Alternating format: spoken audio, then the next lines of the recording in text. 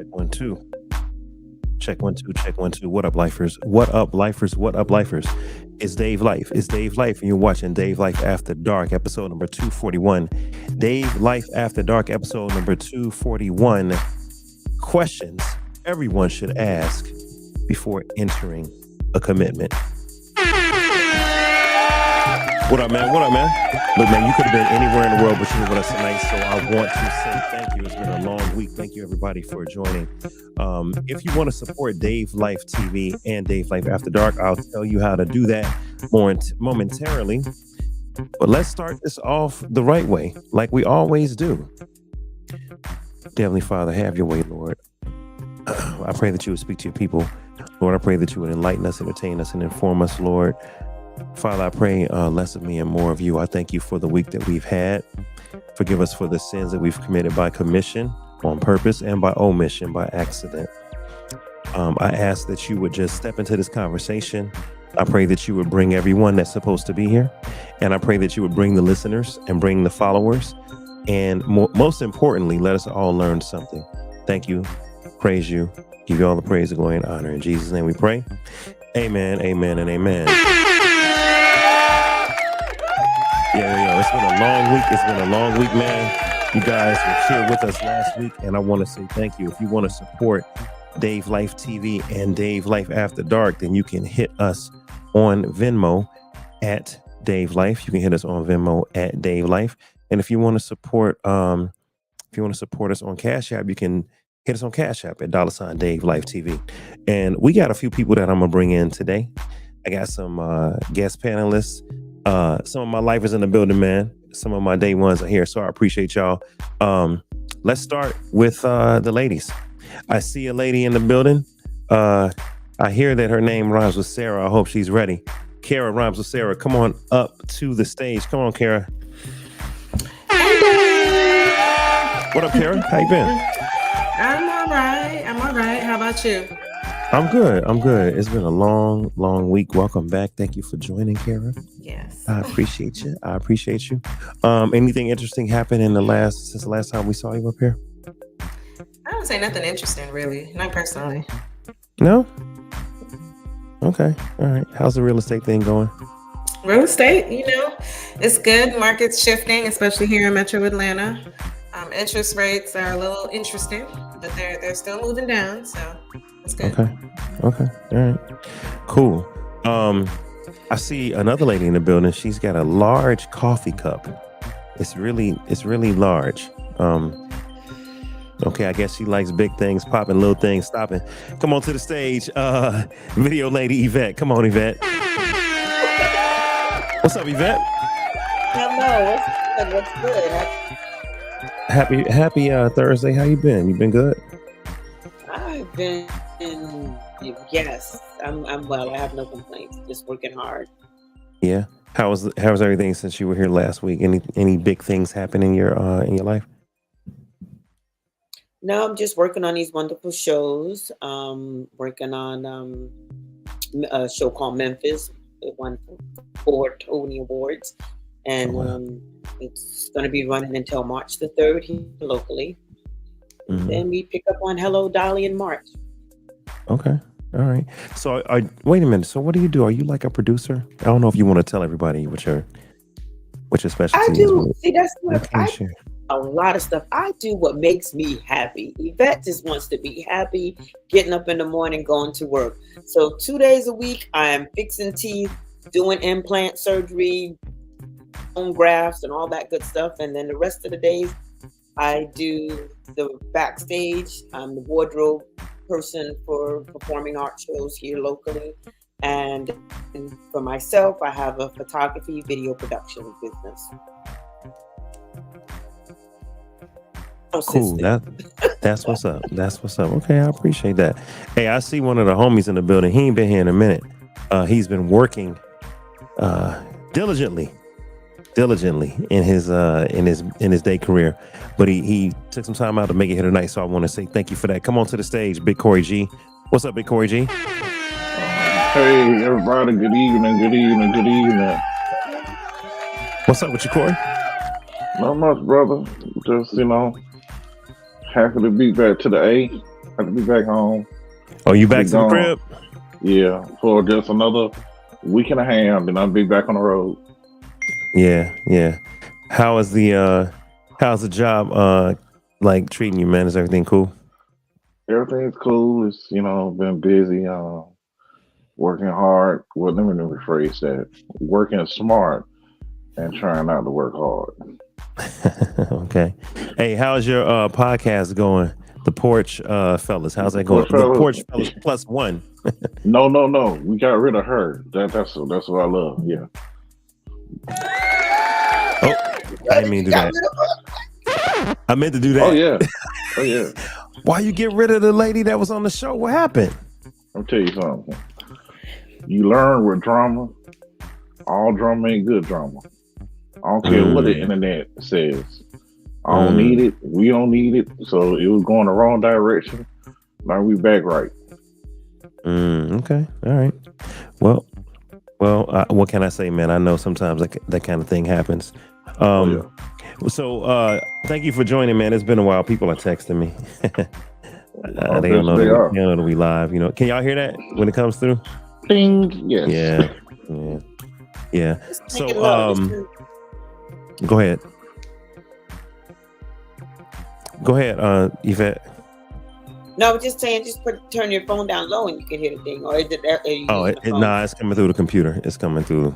Yeah, Okay. I had to try to silence something in here. We got a few people in the comments. Hey, shout out to Whitney Wells. What's up, Whitney? I see you in the building. Shout out. Thank you for joining. Applying to film school. Okay. Oh, where? She said applying to film school in New York City. That's what's up. Okay. So look, you guys, everybody, if you're not familiar, this is Dave Life After Dark, and we do talk about stuff that concerns grown folks. So what I want to do first is I need to get the Instagrammers in here because I ain't tell everybody we on yet. So Corey, what can you share with us from your what can you share with us from your podcast, Porch Fellows, in terms of what the topics are and what can you share? Yeah, last night was an interesting topic. We talked about friendship and when should it go? When should you kind of stray from your friendship? What does it take if you tell a friend the truth? And when are you not? Is they just a friend for a little while, or they friends for life, or how long should you be friends with someone? Are they bringing you down? Or just basically because in life it's just like relationships. Friendships can be the same as relationships. How long should you stay? How long should you be with that person? If they're friends or not, when you should let them go. Because, a lot of people have friendship for 30 years. Sometimes it's a little bit too long and they bring you down. So we talked about basically getting rid of people. Mm-hmm. Well, So I that's have what that saying. I have a saying, Corey. I used to say it to I still say it to people when I'm talking to them. People come into your life, and I'm sure you heard it, for a reason, season, or lifetime. Exactly. And you got to know the difference. See, you need to know what's different. Because sometimes that reason is you might be there to teach somebody something, a lesson, help them get somewhere, or they for you, and or vice versa. Then that's that reason. Then there's the season. We might be there. You might be, there just for a small part of my life. 4 years, 5 years, 10 years. That was just our season. That was our run. Then you move past that. Then there's those lifers. Those lifers are the true blue ones. They're the ones that see you're good, you're bad, you're ugly. They accept you for who you are. They will lift you up when you're feeling down. They will let you know the truth when you get in the big head, when you're making dumb moves. They don't care what kind of kickback you're gonna give them when they speak their piece. Those are your lifers. No matter what, they're gonna be there for you. Exactly. I heard the word lifers and it perked my ears up. Did y'all hear me applaud for that? Yes, we heard you, sir. Mr. Lifer, Dave Life. Hey, man. Hey, Corey is actually a lifer, y'all. I've known Corey since I was in 8th grade. It's the big cup. You know what I'm saying? So, yeah, what's in that cup, girl? What are you doing? What? That is a big, huge cup. It's my matcha green tea. Mm. It's good stuff. It's healthy liquor. I think the damage happens when you try to keep someone who's meant only for a season when the season is over. Yes, Carol. Yes. Yeah. You know, you still in one. You in summertime, they still in winter. Like what? That's good. What are you doing? Nah, you gotta go. And I So- also believe that. Oh, I'm sorry. Go ahead. No, go right ahead. Y'all allow me to get the Instagram people on here, so keep going. Oh, okay. No, I was gonna say you also gotta just know when I lost my train of thought when I did that. You know when it's time to move on. You know, like sometimes people, you know, they come into your world, and yeah, I lost my train of thought. So move on. I forgot what I So was let me gonna ask you say. this, ladies. If you have a friend and you tell them the truth, and you tell them, "Hey, we think this person is bad for you, and I see a change in you," and they say, "Well, you know what? It is what it is. So I see where you stand, so I know where I stand," and they don't talk to you no more. Yeah, that's what happened. Yeah. So that was not loyalty to me. That was a loyalty to somebody else. I felt like I'm trying to help you in a situation and you didn't see it. So I put myself away from it because the damage is now created within myself and that person. And now this person created a wedge in our friendship. So I feel like, all right, that's who you chose. So I got the hell That's off. a difficult one, Corey. And I've been in that situation once, but this is what I did. Because I truly love that person, I love that person. And they wanted to I understood why they did, but it was the wrong person. And we're all adults here. So at some point you have to allow them to walk through their own, Yes. you know, sometimes being a good friend is, you know what? You grown, I'm grown. I've said my piece with it. I don't think it's good, but the choice is actually yours. So if you choose to Right. continue to, I'm going to remove myself. Once you open your eyes and realize what it is, I may or may not still be here. You know, this person, I'm still here. That's the kind of friend I am. I'm going to tell you because we are grown. You only got one life to live. So with my part of my life, I choose to remove myself so I don't have to be stuck in your mess. Exactly. Because That's what I with did. me loving you, your mess will become my mess because I care.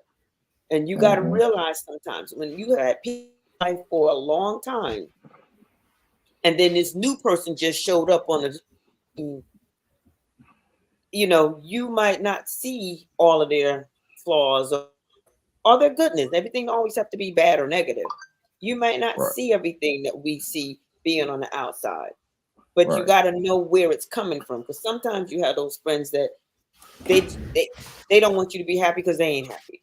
So you have to truly know where it's coming from. If you are a very true, authentic friend and you've always been there with the truth and never no jealousy, no malice, you could be biased. You got to know where it comes from because not everybody really. I have truly one friend that has never poo-pooed on me when I was going through anything. She would just say, "You tired yet?" Those girls that be like, "Girl, he ain't no good. Girl, just leave him. He ain't." Okay, but you know I'm venting because I'm upset. Everything that I'm saying, I'm upset now at the situation. I can't say it to him. He's not trying to listen, but I need to get it off my chest. So you need that friend that will allow you to get things off your chest, not throw it in your face when you get back with them, because that person understands you're just upset at the moment. You're upset at the situation. You just need some time and you need some venting. I'm gonna be your punching bag for the moment. I can take it, you know. And then don't look at your man like they crazy or your girl like they crazy. Still with them, because everybody ain't perfect. There will be arguments. There will be disagreements. There will be things. So when you talk it out with, so that you got to be careful who you tell your business to as well. You You just got to be careful who you share you with and who you call friend. You got to be careful with those things. Okay. All right, we back, y'all. We back. Hey, shout out to everybody that's on YouTube, Instagram, everybody that's on the gram. If you can't hear the other people talking, that's because you're missing the experience. You got to come over to YouTube, man. I'm telling you, it's just a different experience.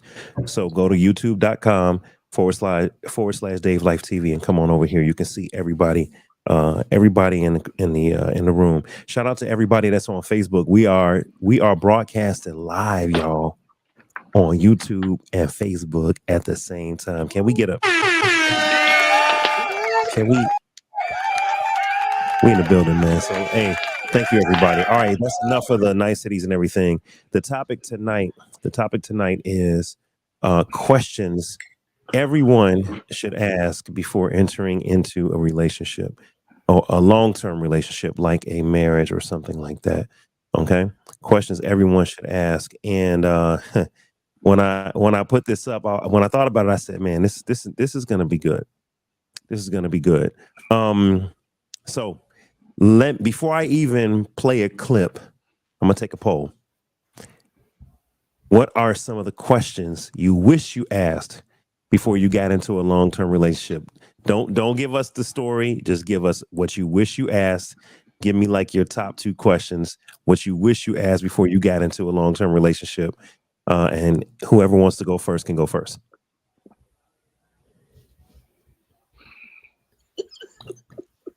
Oh, we being shy. All right, Corey. Yes. Give me 2 questions you wish you asked before you got into a long-term relationship.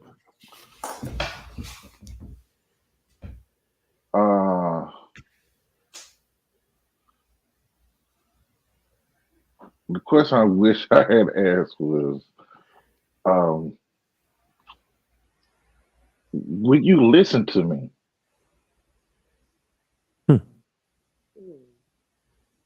Will you listen to me? All right. And what was the next question you wish you asked? Will you really listen to me?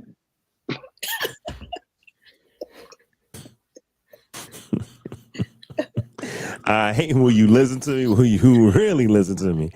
All right, Yeah. Yvette, give me top 2 questions you wish you had asked, Yvette. Top 2 questions you wish you had asked. Is this truly where you want to be? Yeah. Is this truly where you want to be? Is this what you want? Is this truly where you want to be? Wow. Is this truly where you want to be? Okay. And what's your intentions? What are your intentions? I'm trying to find Yvette. There she go. Hold on. Say that again, Yvette, so we can put this on the screen. All right. What's your questions? Is this where you want to be? Is this truly where you want to be? And what are your intentions? And what are your intentions? Wow. Is this truly where you want to be? And what are your intentions? And the other one was, for Corey was, are you listening to me? Do you really want to listen to me? Is that what it was, Corey? No. Are you really listening to me? Are you really listening to me? All right. Kara rhymes with Sarah. What are your top 2 questions that you wish you asked? I don't know if they're just questions, but maybe topics too. Uh-oh. I'm so sorry. Come on now. Hold on. No, do you need some water? You want to take a second, get some water, and There come you back? go. Hey, there you go. I'm sorry. Hey, now she sounds like herself. All right. Topics for conversation, like their relationship with money. And then this might be 2. So can I give you 2 more? Kind of related. Go ahead. Their health and any issues with erectile dysfunction. Yes. It's not just the old man's problem. Amen. I keep hitting the wrong button. I'm not trying to applaud for ED. I'm trying to hit the press. I wasn't applauding. Good God. Exactly, brother. they are saying that because so many young men are taking enhancements and Viagra and Pink Pony and gas station Oh, pills and oh, yeah, everybody drinking 5-hour energies. They are saying that ED is on the rise in people younger than like people 30. Yeah, the And it Tony shouldn't done be it shouldn't died. be a question when you're 30. Shouldn't be a question. Right. yeah. But it's not just like how can I keep this somewhat G? Does the car start? But are we able to go anywhere? Oh, Mm, Wait, hold on. I'm trying to follow. I got you. I got it.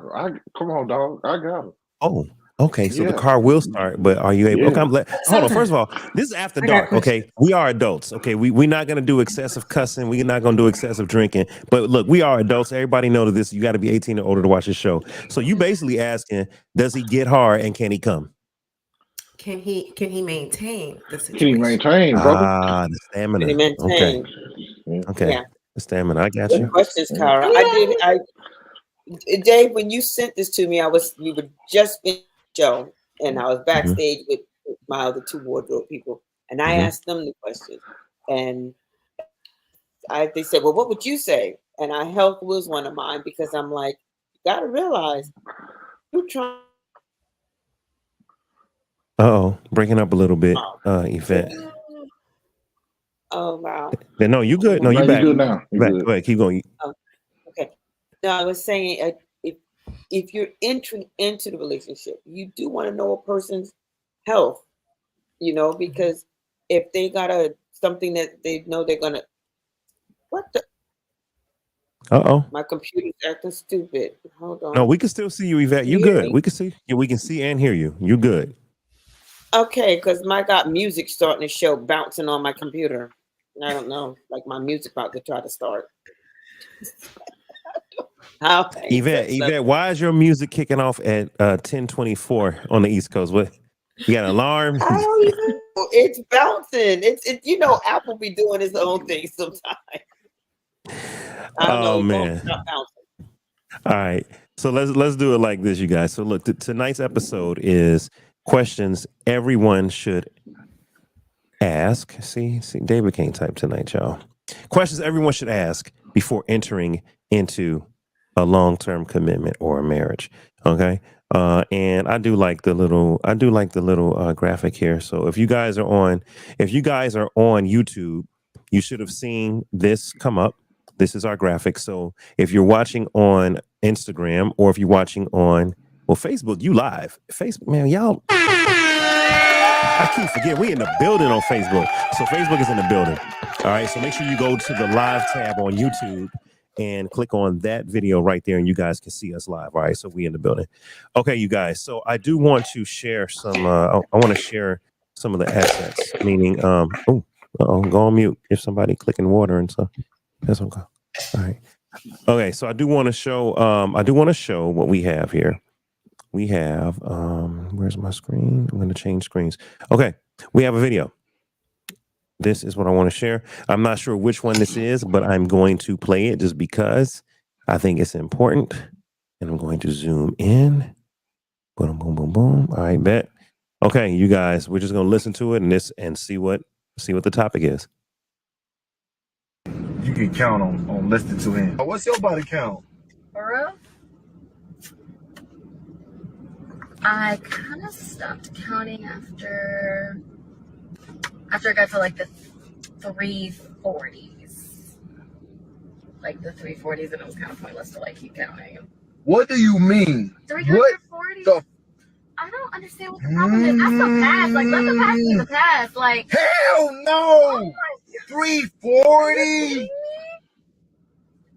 340 that's I what? didn't want to fight. You weren't supposed to ask me that. If you had a problem with it, it's the past. To pass my ass? You're married. How? Give me my shit back. You liked it, so you put a ring on it. I fucked up. Give it back. What do you mean? Take this off. Don't touch me with them filthy ass hands. Filthy? That is fucking Why? disgusting. You're a whore. Give me my ring back. Did you just call me a whore? Bro, that's nasty as fuck. Nah, I need a whole new. So he calls her a whore. He calls her a whore. Now this is his fiance, y'all. He calls her a whore. and he basically says that 340 people is too many. So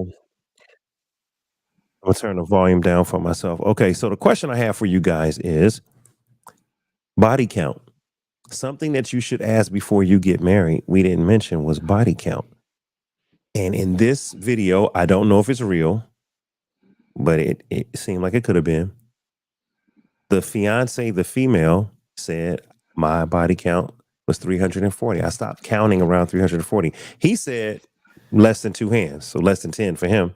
She says 340. He's like, give me my ring back. So, first of all, does body count matter? And I'm gonna go with the late Corey. Hold your. I see it. I see it. I see it. I can tell by the way his lips are curling. So let me start. Let me start with the ladies. Let's start with Yvette. Yvette, does body count matter to you? And if so, what number is an absolute deal breaker? I don't ask those questions. I don't, because you're here today in front of me, and I'm going to judge what you show me today, not what you did last week and last year. Because go by that. My thing is, you. Well, everybody else don't know me, but you know me. I'm medically crazy. So first of all, for me, it's let's make sure your mouth is clean. It's about the mouth being clean for me. We go to the doctor together before we even enter into anything, and we make sure we don't have nothing. Those are my. So who you slept with before, as long as it doesn't affect me today. So we are going to the doctor before you even with me. That's just who I am. Okay. So All right. that's So because I mean, you ain't giving me what nothing. I'm hearing is medical does matter. It don't necessarily you don't really ask about body count because you starting with No. dental hygiene and all of this Yeah, stuff. about your I w- hygiene, your body count. Do you go see the doctor? When was the last time you had that thing checked, looked I at? Because the mouth is the health portal to your body, y'all. health in general. Hey, look, I see all the comments, you guys. So I'm asking everyone in the comments also answer the question: does body count matter? Does body count matter? And I'm gonna post some of those answers. So let's keep going. Let's go to the next lady. Kara rhymes with Sarah. Uh, does body count matter, Kara? So I think you got to ask the question if it matters to you. Um, I'm not as focused on the immediate number or the total number, but how are you taking care of your health and your hygiene? That speaks volumes to me. Because to a certain extent, I kind of expect people to lie, tell you the truth, about that number, men and women. You do So you expect them to lie? to a certain extent, you know what I mean? Especially if they're the second person to go. Okay. But I don't ask that question. So Okay. All right. So you don't ask the question, but does body count matter? Like for instance, y'all are casually talking, and it comes up, and then he says, "Yeah, my body count is 340." I'm gonna be stunned. But is it a deal breaker? Will Um, you? yeah, I think so. That's an extreme number. That's extreme. I mean, 340, like, Yeah, I you were mean, running through them, I just mean, running what? through them. There's Okay, no you're commitment. right. It's extreme. There's no commitment there. There's no yeah. You commitment. committed to Wait. nobody but you. Okay, but wait. Oh, okay, before I do my little host thing and start asking the provocative questions that get the people going, I'm going to ask Corey first. Corey, you heard the scenario? Corey, does body count matter to you? You and your fiance are talking, and you got less than two hands worth, so less than 10 bodies. Let's call it less than 20 bodies. Your fiance got 340. What do you Well, say, sir? you're asking me if she told me she had 340. Yes. Well, you know what, Dave? Being on this earth for a long time, I realized that well, she ain't got no disease, as long as she's clean, it's all good because we're on this earth. There's 8 billion people on this earth, and people have Hmm. walked this earth just walking around. And some people have not, used their bodies for anything. Some people have. But Mhm. guess what? Uh it is what it is. I've been on this earth 52 years, well 51 years. So I know that some people gonna have a high number, some people gonna have a low number. I don't even ask that question because of that reason alone. I know, I know that some women might tell the truth, some women might lie, but it don't even matter no more as long as they with you because they with you. Wait a minute, Corey. So you don't ask no more. Cool. You don't ask because as long as they with Mhm. you, it don't matter. But you do find out somehow by hook or crook, by accident, whatever. Y'all are laughing after a night of drinks, and you say 20 and she say 340. Doesn't matter now that you know. Nah, it don't matter. It is what it is. See, can I say something? Please do, because I got to plug my computer in, and I'm trying not to react. Go ahead, please. My issue, aside from the health thing, is what is the likelihood of you being able to be monogamous when you are used to so many different bodies? Are you ready? So No. let's say for instance, I have worked on the road before Mhm. and traveled a lot. So let's say within a year's time, I traveled to 30 cities in a year. Within those 30 cities, within the week, I had sex with two women during that week. Every city I went to. So that multiplies and that multiplies over a certain amount of time. And it can happen. So you hear NBA players talking about it. You hear football players talking about it. They don't, the calculation can't happen if you're in multiple cities. So there are a lot of people who have swapped a lot of, different areas and they can say they have over 300 people. But guess what? That was what they did back then. So you're telling me that no one can so let's say they had 340 people and that was 10 years ago, but they hadn't had sex within 2 years. So y'all gonna go with that 340 or y'all gonna be like, oh damn, she ain't been with nobody for 2 years and she chose you. I dated a That's guy that that's had a high count. He had over 100 and something, and I was like, I, I was joking with him. I was like, "Ew, now you got the dirty D," damn. but it wasn't dirty. Not the dirty D. Hold The on, It dirty was D. dirty D. Like I but don't like want that. but Yvette, like Corey said, what if it ain't dirty D? Meaning, yeah, he had a wild pass, but he ain't done nothing in 2 years. He had all his shots. He's absolutely clean. Yeah. Does it matter to a Well, woman if a man, let's call it miles. Let's call everybody 1,000 miles. So if you buy a car with 340,000 miles on it, Corey, 340,000 miles on that Hmm. engine, on those tires, Yeah. right? But the car is clean. It's a damn 1969 Camaro, but everything I ever wanted. Or God forbid, it's a 2015 with 340,000 miles. It's a Guess, 2020 with but is that, 340,000 miles. but is everything I wanted?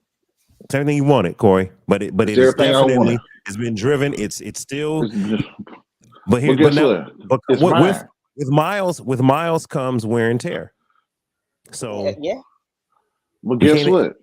But guess what? I had to lay it Yeah. on my shoulder. All that stuff can be rejuvenated, tightened up, and See, we're everything. not talking about that. We're not talking No, about yes, we surgery. are talking. No, No, we not. I didn't say surgery. I didn't say surgery. See, you're not listening. See, that's what I'm problem. People don't listen. It can be rejuvenated, sir. I'm It looking at can be Instagram. tightened up. Y'all hear this? Yeah, I mean, Kegels. I'm 51 now, Dave. I'm 50. Guess Kegels. what? Come on now, Yvette. Thank you, Yvette. Guess what, Dave? We don't even know. That's my point. Okay. Men don't know. A woman will lie to you. Excuse me. Some women, they will lie in your face and you don't even know. She could be from doggone Fairbanks, Alaska, and she done mess up the whole town. And you in Atlanta or you in doggone LA, You don't know nothing about the 560 million she done messed with up in Fairbanks. And she's down here in LA and she brand new to you. You're right. I But don't she, know. I don't know unless I know. Some people don't ask questions they don't want to know the answer to. and But some people gonna lie to you so they can guess what? some people are going to lie to you. Some people are going to lie to you. But wait a minute. There's, What? there's something to be said Hey, about habits, though. I think Sheena said you ran. No, she said you right though. I thought she said you ran through. I'm like, dag, Sheena, that's I that's said rough. that earlier. The rant. That's There's Ran through something to too. be no, there's something to be said about habits, though. So if you're, you don't have the practice of being in a monogamous relationship, and this is the first one that you're really trying to be in a long-term committed relationship, that second fight, what you gonna do? Go back to your habits? But is it a habit? I mean, At they, 340 is a habit, sir. Okay, it's damn near I don't know it's a diversion. habit. I mean, It is a pastime. It's a hobby. but okay, Kara. If you're, Nymphomaniac. You heard about a I'm going, nymphomaniac. I'm going by age though. See, I'm thinking about age. I If I mean, did this in my 20s Mm. and I'm now 40, that's not a habit of me anymore. I'm not doing that anymore. Mm. Now I can understand if I'm 23 and we met when I'm 25 and I ran through 340. Yeah, that's different.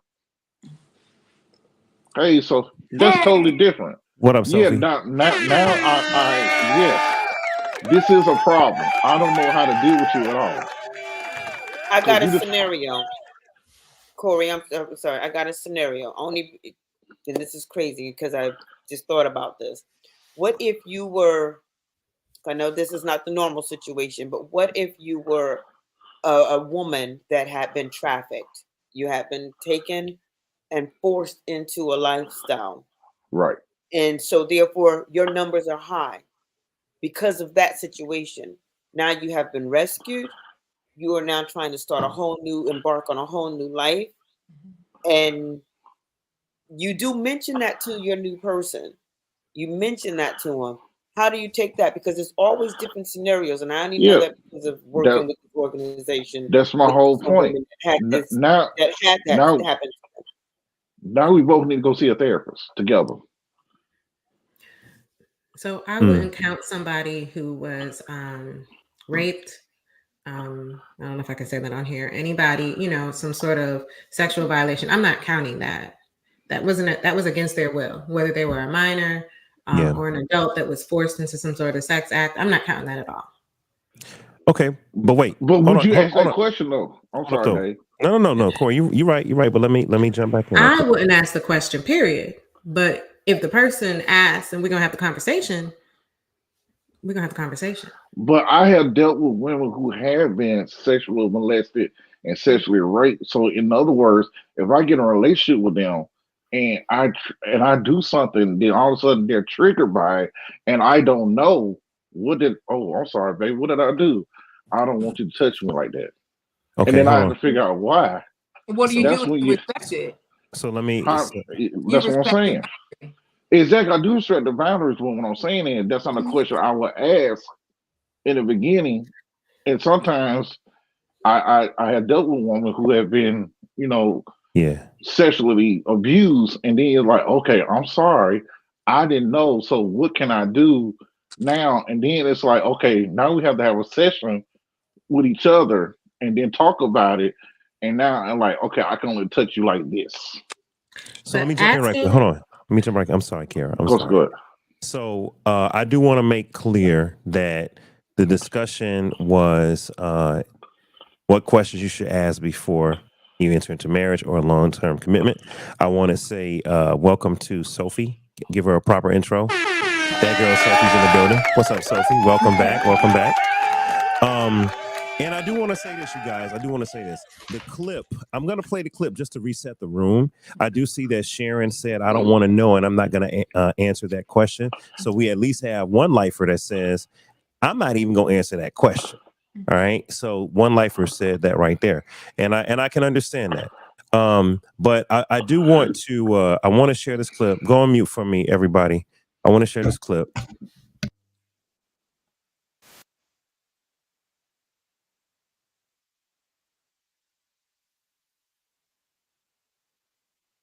I just found out that. I'm not gonna lie, that's nasty. I'm not gonna lie, that's nasty, bro. 340 is really not that many. That many what? People. It's not. If you think about it. What question should you You ask? can count on less than 2 hands. What's your body count? For real? I kind of stopped counting after I got to like the 340s. Like the 340s, and it was kind of pointless to like keep counting. What do you mean? 340? I don't understand what the problem is. That's the past. Like, let the past be the past. Like, hell no! Oh my God. 340? 340 That's what? I didn't want to fight. You weren't supposed to ask me that. If you had a problem with it, it's the past. To pass my ass? You're married. How? Already? Give me my shit back. You liked it, so you put a ring on it. I fucked up. Give it back. What do you mean? Take this off. Don't touch me with them filthy ass hands. Filthy? That is fucking disgusting. Why? You're a whore. Give me my ring back. Did you just call me a whore? Bro, that's nasty.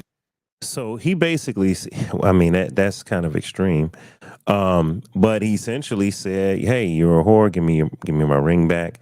I do want to make clear that the question that is being asked is not saying that anyone has been sexually assaulted or trafficked, even though that does happen, and those are probably questions that either you should ask or topics that you should address as they come up. Because look, not everybody's going to talk about their past. So not everybody's going to bring up, a crime or a wrong. Okay. So I don't want to take it from that standpoint. I want to take it from the standpoint of this person voluntarily got bodies. I mean, voluntary, their body count is high. Okay. Now, I don't know how you get to 340. I mean, I guess you can voluntarily. And so I'll ask Sophie, since she's new. Sophie, we asked what are the top 2 questions that you would ask someone before you get into a long-term relationship. But now that we're on body count, I'm just going to ask you directly, Sophie, and you guys can go on unmute now. Does body count matter? Sophie, does body count matter? And you're on mute. Yeah, you got to unmute yourself. There you go.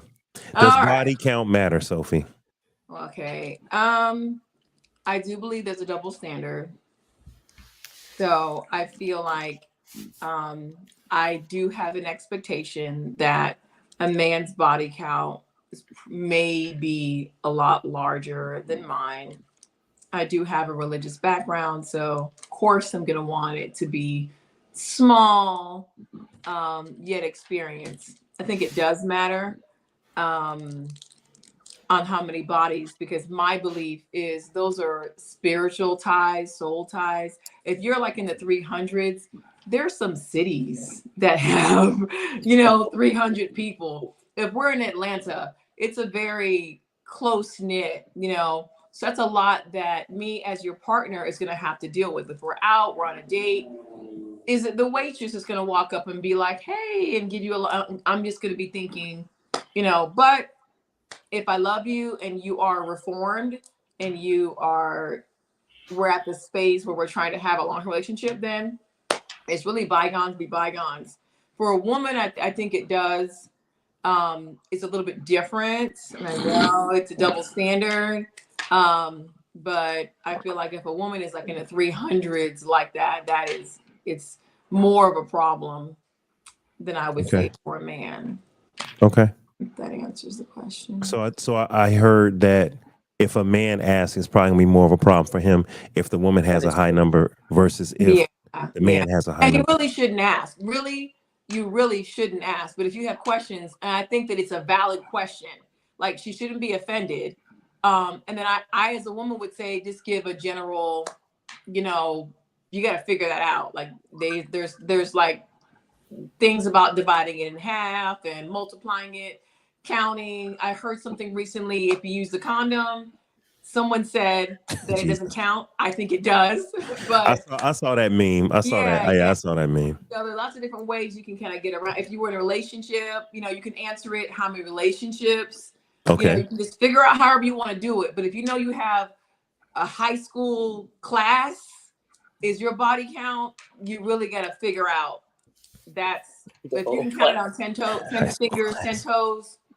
Yeah. Oh, All right. So Shao Crystal said that men can't handle it if they ask that question. yeah. And clearly the man in that video, he could not handle the fact that his fiance had 340 people as a I body couldn't count. handle it for him. I'm with him. I'm sitting in the back seat like, yes, give me the ring back. No. And the fact that she's kind of like, she stopped counting, Mm-hmm. just the whole, there was no remorse. There was no, like, yeah, I really should. It would really be just mind boggling. Like, are you ready to settle down? Like, we had enough? Mm-hmm. Like, can I, you've had a lot of variations. There's only so many ways you can get to grandma's house. Like, you dug underwater, you're up in the sky, you've like found, railroads, trains, bus, Right. Uber, Lyft. You're taking like you're not saying no, you're not showing any discipline. Right. Okay. Some people, I see a bunch of answers from earlier. So shout out to everybody on Facebook. Thank you for joining. Shout out to everyone on YouTube. Thank you for joining. I appreciate y'all. And Instagram, come on over here, man. We got a whole house party going. All right. So I'm seeing comments, and I do want to address some of the comments because we did ask earlier, what are some of the questions that you would ask before you get into a long-term relationship? Okay, so I just want to show some of those questions. All right, Whitney said, do you have a good relationship with your parents? Yeah. Why not? Hey, we forgot to ask about that. Anybody want to comment on this? Observation though, like communication. Questions that we would ask. I don't know if I would ask that. I think I would, because I would imagine that somebody might be guarded. So if I would observe or listen, if you talk to your mom, if you hang up with her, I would kind of try and get a feel. Some things I wouldn't blatantly ask. Okay. Some things, if you're at that stage, you're kind of already observing. Right. Yeah. It would be maybe like a 7, like at the top. You want like top 3. Uh-huh. Your body count is not my top 3. Right. It's one of the 10, but it's not like my top 3. Okay. Well, I'll just ask Corey, the other man on the panel. Is body count in your top 3? No. Mm-hmm. I'm old now. No. Okay. Yvette? I think financial stability needs to be. I need to know how critical thinking it's but see, if I'm dating you, I should already see that. You know what I'm saying? So there's certain things. See, that question is so broad, because if we're engaged, I should already know if I'm wearing the ring and I said yes. There's supposed to be things that are already accounting you out of my life if you should be here or not. This is a question for if we're getting ready to date and we now want to take it to the next level. I think those are questions that need to be had, because then you want to know if you're going to the point of let's get engaged, because you've already vetted them for all the other numbers, I would like to say, that you want in your world. Before marriage, if I've already said I do, then it may be, do you want to have children?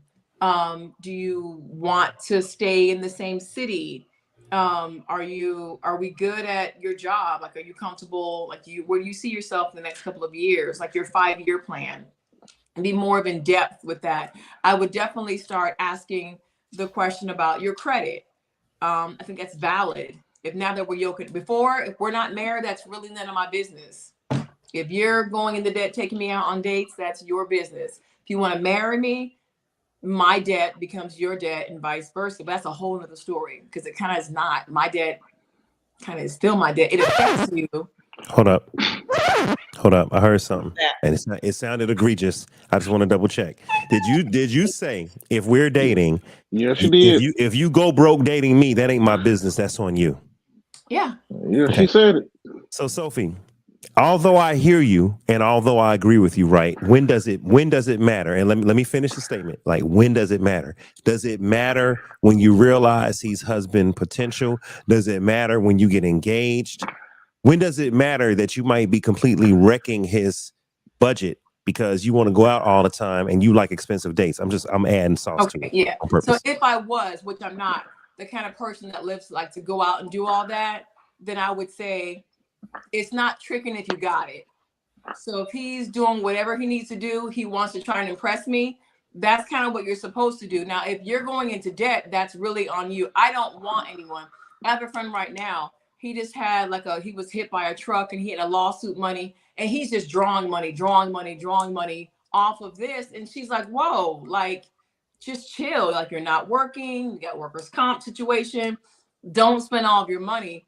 But if you want to go, I'll go, but I would rather you not overspend. So if I care for you, I don't want you to get in debt, especially if I kind of know that you're over it. That's not me. Okay.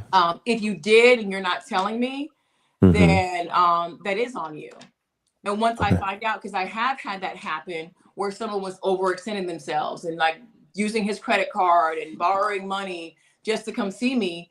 And then when I found out, and how I found out, Christmas Eve, his truck was being repossessed on Christmas Eve. Wow. And I'm like, why invite me here if you use your car payment, which is not, it takes a while for the car business. So it's not that wasn't true.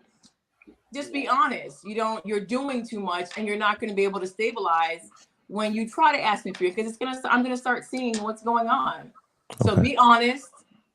Go ahead, Yvette. Yvette, you had something? I saw you raise your hand. Well, because I'm hearing that and it triggered a whole. See, I want to stay on topic, but when I hear those kind of conversations, I get triggered and I want to go somewhere else, because women, we make it so hard, men, to even be real. You know what I'm saying? Because you're just saying, oh, that's on him. But now if he would have said, you know what? I don't really have I really like you and I really want to get to know you. I would like to call you mine. However, we can't go out every single weekend because my budget is here. Would you still give him a chance? Absolutely. Because a lot of women don't. Yeah, they don't. A lot of women don't.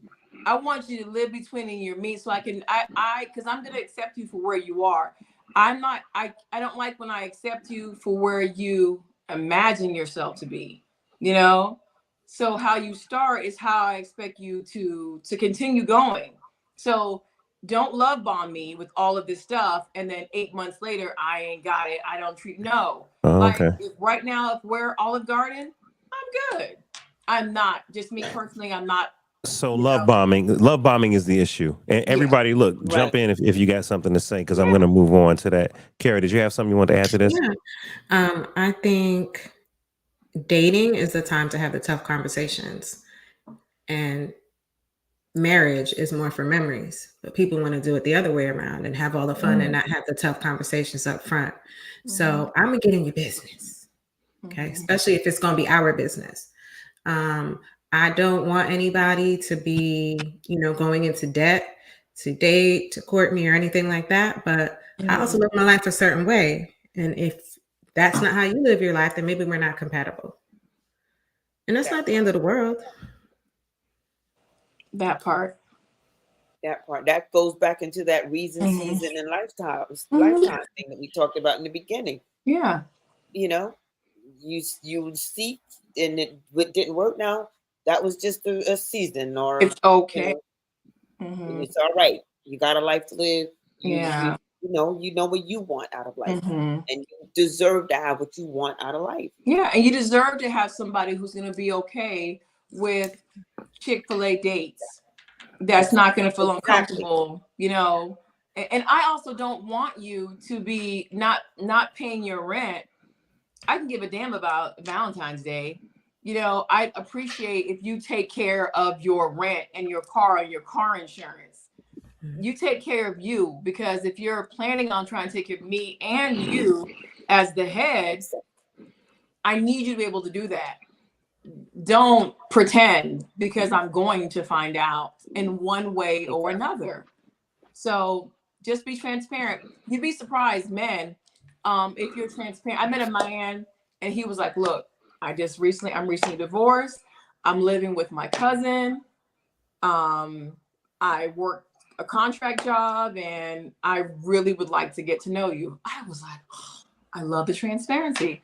We ended up being really great friends. I didn't really go anywhere because I wasn't physically like attracted, but I appreciated the transparency. Don't lie and tell me that you got Airbnbs, you've got a trucking business, you got all this stuff. And you know, I'm looking at your tag. If your birthday is in October, why does it say registration July? Your car's in your mama's name, you know? Oh damn. You know, so I'm gonna be looking just regardless. So just tell me. Hey, let me jump in, you guys. I want to say that Anthony Lopez, he said body counts do matter. It shows the restraints, self-control, discipline, moral values one has. Yes, it does. It's valid. It does. If you like overcome it, like I had low self-esteem or I didn't have therapy or I didn't value myself, you know. But what if it's not a Christian thing? What if it's not a value thing? Hear me out. What if it's not a value thing? What if it's not, oh, I don't have bodies because I waited. I don't have bodies because I'm consecrated or I'm a virgin or I am chaste. What if it's nobody want me? I just ain't nobody find me attractive. So they got a low body count because they're just not socially attractive. They've been trying to have sex. It just ain't happening. What if does that? You could see that. It's okay. That's okay. They don't have to tell you. You could see. Yeah, you'll be able to know, you know. I had a friend who married somebody and I told him that she got the attendance award. She was a virgin, but she got the attendance award because she was always there with you and you were with her, you cheated on her, you had babies on her, and she's trying to hold on to her virginity, which is fine. But once the girl of your dreams tricked off on you and your feelings is hurt, you went to somebody who was a virgin and you married her because she ain't been with nobody else. You still got your feelings hurt. You know, now you got a 2-year-old and she wants a divorce because. Yeah. Hold on. Let me address everybody in the comments. Hey, I see all the comments. Sheena said that the truth will always be revealed. Sheena, it feel like you in the show, Sheena. You got mad comments. Sheena, like, be yourself. Look guys, at I miss seeing. Please tell them I miss seeing their chats pop up. So Dave, please let us see. I'm trying. All right, so let me run through a few. So Sheena says, be yourself because everybody else is taken. Destiny says, be yourself. Parrish Blair says, Sheena 100. Yeah, that's being in the building, baby. That's being in the building. Casual. Yeah, I try not to bring attention. You know what I'm saying? She's shy, y'all. She don't be all up on the stuff. Parrish said, it matters, period. Okay. It's been a lot of comments. So look, someone wanted to join a little bit earlier. Whitney wanted to join. So Whitney, you got to send me a DM on Instagram if you want to join, and then I will look through everything and I'll try to add you. But I can't. It's not like being live on the gram. You can't just hit a button and bring people up. You have to be invited with the link. So if anyone in the comments wants to join, send me a DM and I will do my best to bring you up to the stage. Just don't be trolling. Just be a real person, okay? Because I want to get everybody's comments. Speaking of, I do see somebody in the green room. Let me see. Is that Tony? Look at him. Look at him. Look at him. First of all, I need you to adjust your camera because all I see is your eyeballs. Who is it? There you go. It's like a mystery. Okay. Second of all, are you gonna hold it the whole show, or are you gonna put it on a tripod or something? Oh, okay, hands free. Okay. All right. Third of all, I see your TV. Turn your TV off or down because I see the lights. Is it mute? If it's muted, give me a thumbs up. It's muted. Everything. All right, come on to the stage, my man, Carl Schaff. What up, Carl? Hey, Carl. Hey, you know what? One thing though, you got to go landscape for me. You got to go landscape. Carl, we go through this. We go through this every week. I feel like that brother that was here earlier. There you go. Oh shit! You know what? Who helped him last? It was dope female trainer that helps you last week. He's got to Yes, I was unlock about the to say, where's she? orientation. There, Bring her back. Lord Jesus. Back to the right. Remember Hold when she on. told you go to the top and pull something down? You got to And unlock your your orientation. Hold on. Oh yeah. I got you. you remember you got to take that I thing remember. down. I remember. There you go. music, Dave. Help Yeah. him There I out. go. Now turn it back. All right, now turn it horizontal again. Wrong way. Hey, hey. There you go. All right. I Corey, gotta remember these things, boy. I gotta remember these things. that's what's up. So, Carl, I don't know if you saw the clip that we played. You know what, Carl? Just for you. Thank you. I appreciate it. Just for you, bro. I'm gonna play this clip one more time because it's relevant.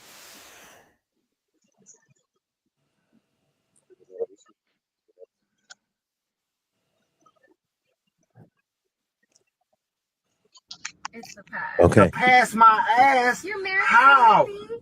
Give me my shit back. You liked it, so you put a ring on it. I fucked up. Give it back. What do you mean? Take this off. Stupid. Don't touch me with them filthy ass hands. Filthy? That is fucking Why? disgusting. You're a whore. Give me my ring back. Did you just call me a whore? Bro, that's nasty as fuck. Now, I need a whole new dick after I just found out that. I'm not gonna lie, that's nasty, bro. 340 is really not that many. That many what? People. It's not. If you think about it. So, Carl, don't say nothing. Just let it cycle. Listen to the whole You can thing. count on listening to him. What's your body count? For real? I kind of stopped counting after I got to like the 340s. Like the 340s, and it was kind of pointless to like keep counting. What do you mean? 340? the- I don't understand what the problem is. That's the past. Like, let the past be the past. Like, Hell no! oh my god. 340?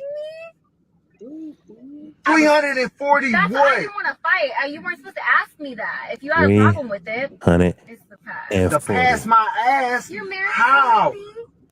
All right, so I wanted to turn it down. So, Carl, the question is, what questions are important to ask before you get into a long-term relationship? And Sophie, when you're ready to come back, just wave. What questions are important before you get into a long-term relationship? But we've already jumped into body count. So, Carl, does body count matter to you? And if your fiance, because the scenario here is that's his fiance. If your fiance in conversation drops that she has 340 bodies and you like, I got less than 10 or 20, is that a deal breaker? Bruh, give me your reaction. That body count question has always been, to me personally, the most immature conversation to have. And you're really setting up for a whole bunch of lies. Because on one end, the woman might say, you know what, this is once in a lifetime. I'm going to tell this dude I only had 5, because if I tell him the real number, he's going to dump my ass. And the same thing for a guy, you know, if he gets that chick. So why even ask a dumb question that is loaded and can be, can be lied to? But for the most part, it's just immature all the way, because there's too many people out here experimenting when they're young. Most people always say, I was young when that happened. We all experimented when we was young. So why? Personally, I don't give a damn. You could have been a swinger. I don't give a damn. It's not something I would really use as a deal breaker. The more important question is, will you as a man or will you as a woman be around long enough to wipe each other's butt when you're old, change each other's diapers? Are you going to leave me in the ICU ready to pull the plug? I mean, those are the real concentrated questions. How long you lived at your residence? How long you been on your job? Do you have life insurance? Real things that go to long-term thinking, not the pacifying right now. Okay. All right. Okay. So long-term questions are more important. Okay. Yeah. You know what? Yeah. That's true. That's true. All right. After a certain age, does it even matter? That's what Sinful Essential said. After a certain age, does it even matter? And Corey said that. Corey said we over 50. You're like, bro, what? You know. And look, I would say that. I would say that, but I want to say something here. Body count might matter. Okay, no, I'm sorry. I'm jumping into the next topic. So that is God telling me to move to the next topic. Let me go into the next topic. May I have one comment? Go ahead. Just one thing. And it was rated. Only thing I ask, because I'm not going to ask the body count number, because I had someone tell me once it was in the 300s and I lost. It was in the hundreds. And I could not like comprehend. That was just 100. Only thing I ask is that if I'm in the vicinity of someone that you've been with, please don't have me talking to this lady, having her hug on you. Oh, It's been a wow. long time. You know, oh, I haven't seen you. When you see her approaching, we can have a code and be like, that's one. Just tell me so I can know how to move. So when she's like, oh, you cute. Oh, you're so pretty. And you're So I can be like, thank you. I can have it together. That's the only thing. The proximity Don't put question. me in a situation. That's it. Don't have her playing in my face, as somebody told me. Don't y'all play in my face. You Like just she's a don't want homie to be now surprised. because it was like 20 years ago. And that's cool. It was 20 years ago. But I feel like if you got it once, baby mama's included. Some of y'all feel like because it's baby mama, y'all can always go back to it. And it's like personal property because she delivered your baby. Please don't play in my face. If she is a coworker and you smash, let me know. I'm not gonna be disrespectful. I'm gonna keep it classy. But don't have me talking to this lady, exchanging numbers. Oh my gosh, I love your hair. Oh, and we doing all this stuff, and you don't. Let's not do that. Okay. That's all I'm saying. You know, so I'm with you, but don't play in my face. Okay. Dave, I don't want to attack nothing, but Corey, your 30-year-old self, yes, when you're out here, has to prepare for your 50-year-old self. Yes. So those questions is very important, bro, because ain't nothing worse than waiting till you're 50, wishing you would ask those questions when you were 30. Wait a minute. We talking about the long-term questions, right? The health questions? Yeah, everything. Long-term thinking should be in your brain cell in your 30s. Corey, did you have an issue with that, Corey? No. I don't think I did. Okay. Maybe I think I said something. You know what, Carl? We got to replay the tape because I can't remember what I said that Corey reacted to that made you react to Corey. I can't remember. What? Okay. Yeah. Because I could have sworn I heard that's a thinking that only guys in their 40s, 50s think like, and it's like, but oh no, you know what that was, Carl? That Corey said earlier before you came on, and correct me if I'm wrong, Corey. You said, why am I worried about her body count when we over 50? At this point, am I worried about her body count? That's right. What you're saying, right? Yeah. Well, it doesn't matter what age. Why are you worrying about a body count? When, like I said, if we had to call a spade, men have multiple baby mamas. Women have multiple baby daddies. Obviously, there's a body count. So what? Yeah. Hey, y'all, hold on. I got to pause for a moment and acknowledge someone. Shout out to Kendra. Now, this ain't Kendra G. This is Kendra R. Shout out to Kenny Kincaid because she has been trying to catch my show live for 2 years. Whoa. She always catching me on replay. But because we went live on Facebook, Kendra actually called me on Facebook. So shout out to you, Kenny Kincaid. And this show will have importance for you because I know you out there and your husband is trying to find you and you're desperately trying to be found. And, you know, just keep watching Kenny. And she's very pretty, too. Look at the Facebook profile. Yeah, look at Kenny Kincaid. Oh, you heard that, Kenny Kincaid? And her DM and say, I saw you on Dave After Dark. Okay. Well, fellas, okay, look, let me speak directly to the YouTube fellas. Hold on now. Where's my camera? All right, everybody on YouTube. If you're trying to holler at any of the ladies on my show, this is what I want you to do. Number one, I want you to be respectful. Number two, I want you to be a real person. Don't be no, troll out here. Be a real person, because these ladies are real ladies. They're looking for husbands. They're looking for long-term relationships. All right. And the men too. All right. So ladies, don't be trolls. Respect everybody. And then third of all, just say, hey, I saw you on Dave Life After Dark, and I want to get to know you. Okay. Let's do it like that. All right. So boom. But can I add one thing to that, Dave? Yeah. Please. Mhm. Because it's easy for somebody to, as they say, try to holler at somebody, right? Male or female, but especially I'm going to get on dudes. Don't try to holler at a woman if you're not prepared for the responsibility of a woman, a relationship, or a marriage. Because this layaway program or transfer from mom to woman, come on, dog. Come on. Baby boy part 2, you can't be doing that. Baby boy part 2, don't do baby boy. I agree. I agree.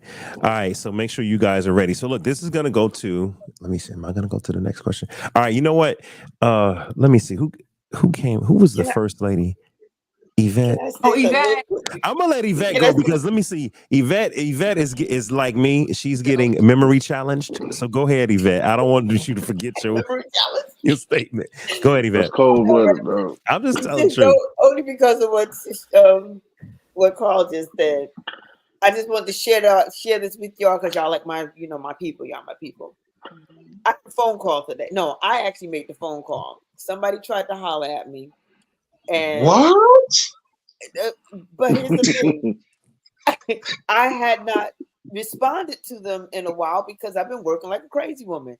We happened to get out early today, so I had some daylight time because I normally get home late at night. So I'm like, okay, great.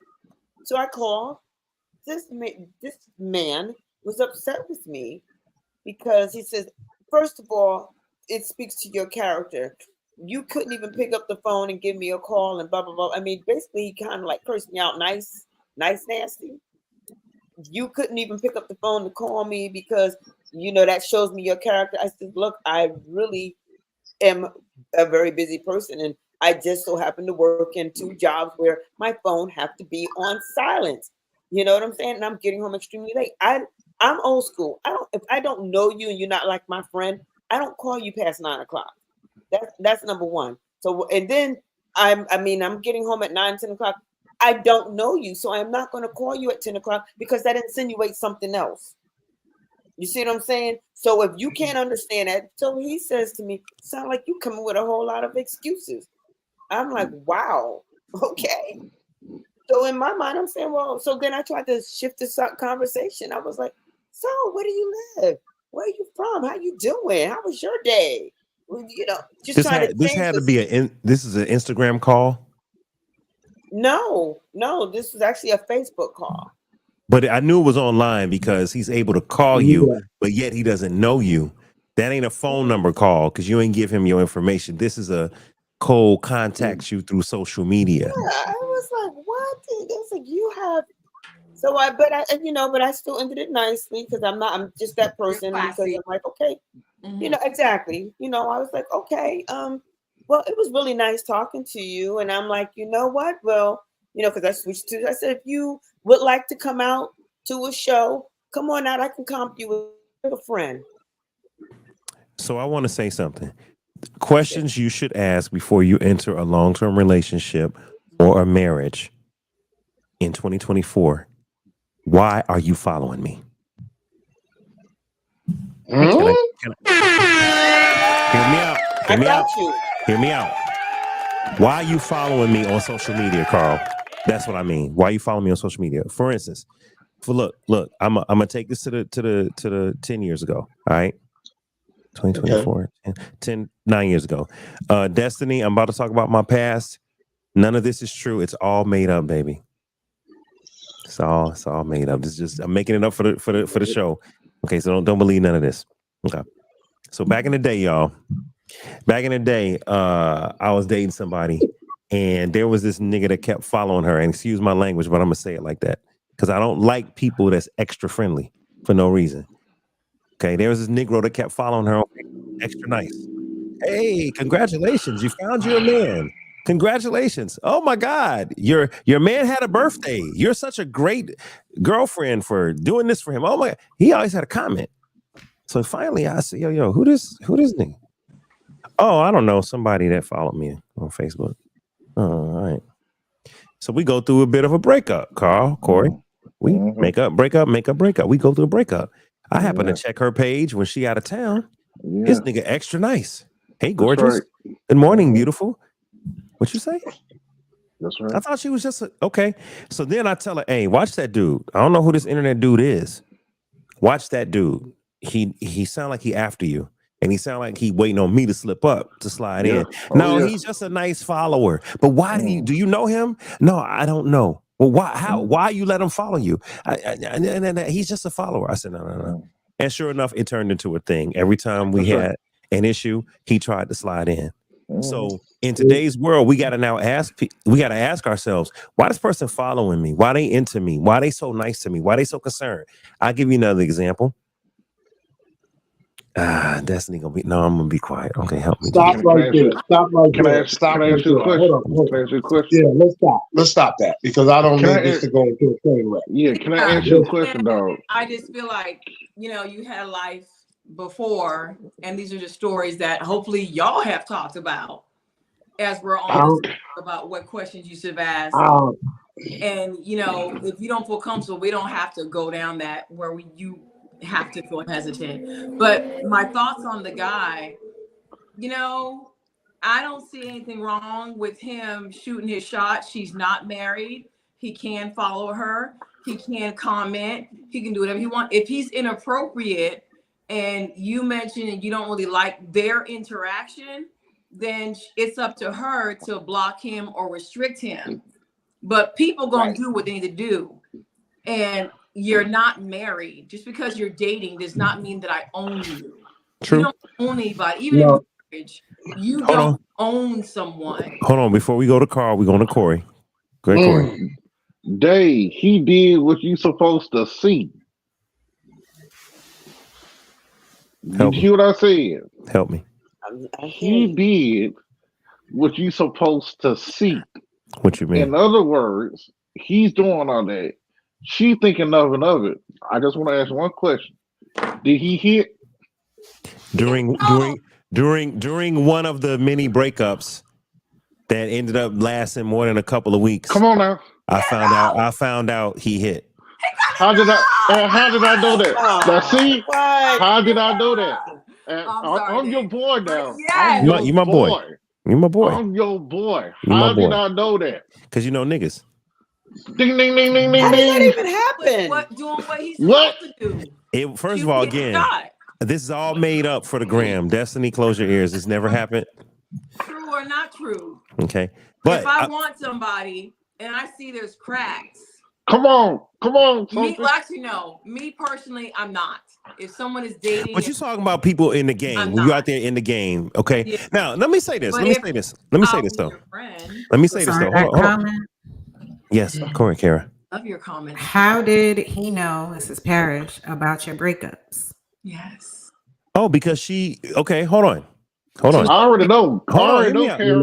Hold on. This Joe Budden shit is just. He back on there. Hold on, Carl. We already, Carl. If they want to hear that discussion, don't give them content for free. Let them go watch Guy Code. Go watch episode 230 something Guy Code. Me and Carl talk about this. All right, hold on. Let me say this. So, Kara, niggas look for chinks in the armor. So listen, I'm gonna give you a perfect example. Me. Lower. Niggas look chicks in the armor. What does that mean? Armor. They look for chinks in relationships. Oh, so in the armor. Chinks in the armor. So kinks in the armor. Kinks. Yes. Kinks. So if you're in a relationship as a man and a woman, and the woman is always posting things that show she's in a relationship, dinners, car, whatever you can tell when somebody's in a relationship. Then all of a sudden she posts something that doesn't show the guy when she always posts the guy, or she stopped. Hear me out, Kara. or she stops posting for a couple of weeks when she posts all the time. What happens is some of these opportunistic Negroes look for chinks in the armor and then they shoot their shot. It doesn't mean she said anything. Now, eventually she probably did, but hear me out. Initially, though, there are just predators that look for an opportunity to take advantage of a vulnerable woman, and they don't like her man anyway. So they're gonna be like, yo, you know what? As soon as I see that nigga slip up. What I'm saying though is they were probably having conversations offline. Yeah. 11 It Kara. doesn't. Eventually they did. Eventually, yeah, they did. Think, Kara. It doesn't matter because remember, it's what is allowed. You could tell the difference between a woman that's in a relationship or in a marriage and she loves her man versus a woman that's in a relationship or married for whatever reason by default, but she still think and move like a single person. And the same thing goes for a guy. But when it comes to a female, though, unlike a guy, women have always been attracted to guys that are already married, already in a relationship, because you want what you can't have. But when it comes to a female, it's totally different. Yeah. Respectfully, generalizations. Carl is, I'm going to come for you. So we can say some, not all, because I am one of them. And I think Kara is too, that don't play any of that.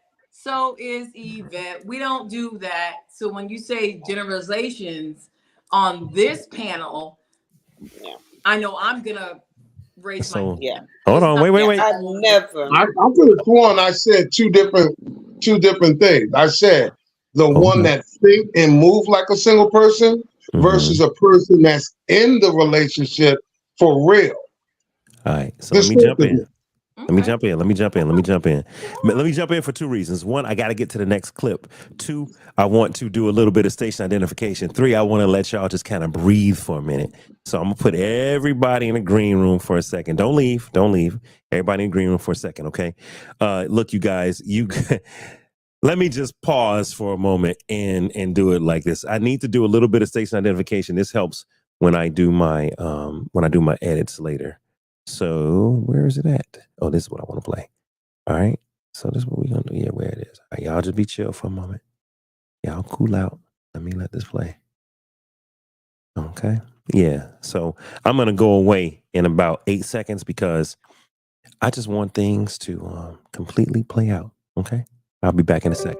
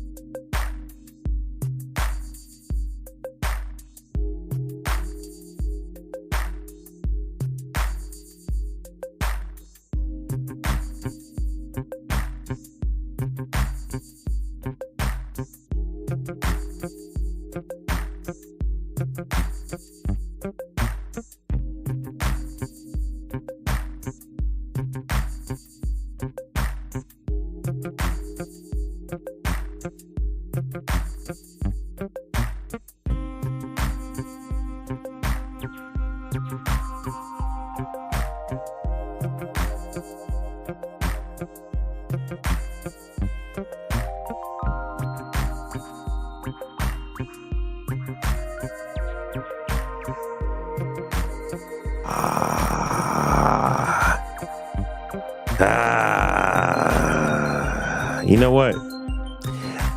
Thank you. Where you at? Come on back. You know, I see you. I see you, Kara. Thank you. I saw it. You know what, Kara? Thank you. You're Thank you. muted. I was. I'm not now. I was. Thank you. Thank you, Kara. I appreciate Dave, that. you're muted. I appreciate that. Hold We on. Hold can't on. hear Hold you. on. Hold on. Hold on. Can anybody hear me? We I can missed hear a you. whole bit. Yeah, yeah. You're good. You're good. All right, y'all can hear me? Can you hear me, Yeah. Kara? Yes. Kara, can you hear me? Hey, Okay. Corey. Hey, Carl. So Kara, everyone else can hear me, Kara. Hey, I don't know. Something must have happened with your audio, Kara. You want to jump out and come back in? I can No? hear you. Okay, I know. I'm trying to get with Kara now. I can hear Kara. Mommy said something. Yeah, but she can't hear us. Kara, can you hear us? Text her. Can you chat? Tell her. Yeah. Yeah. Hold up, y'all. You know what? I'm gonna tell you one thing about the technology, right? It's real easy for you to not know that you're muted. So yeah, I was muted, and people were probably talking. Okay. All right, they can hear me now. All right. Kenny says she can hear me. All right, cool. I can hear you. All right. So Whitney Wells, if you want to come to the stage, send me a DM on Instagram and I'll add you to the stage. All I ask is that you don't be a troll. That's it. Don't be a troll, man. All right. So come on, hit the follow me on Dave Life TV and send me a message. All right, hold up. Follow, All right. like, and subscribe. Follow, hit like, the and subscribe. bell. You can hear me. Everything is the same. Everything is Dave Life TV. Boom. All right. So that is y'all follow me on Dave Life TV. All right. That's everything. Instagram, Facebook, YouTube, Okay. and That was and smooth. TikTok. Hey, Kara, can you hear us now? Are you back with us, Kara? No? Kara. No? Kara. Kara. Kara. No. No? Kara. Okay. Ay, pobrecito. All right. Hold on. I'm gonna try to I'll remove Kara and I'll try to send her a message. You know what, too? My computer did kind of trip on me. Hey, I listen, like the music. I was dancing. Oh yeah, that was kind of cool. Yeah, I like Here, it. It listen, was jam. It was nice. Here I am. I think, okay, I finally got it right. I got the music going. I got the intro going. I got the graphics going. And Kara calls me and I'm like, ignore. I'm like, why the hell is she calling me? And she know I'm live. She on the live. And then she was like, I can't hear you. And I'm like, oh, great.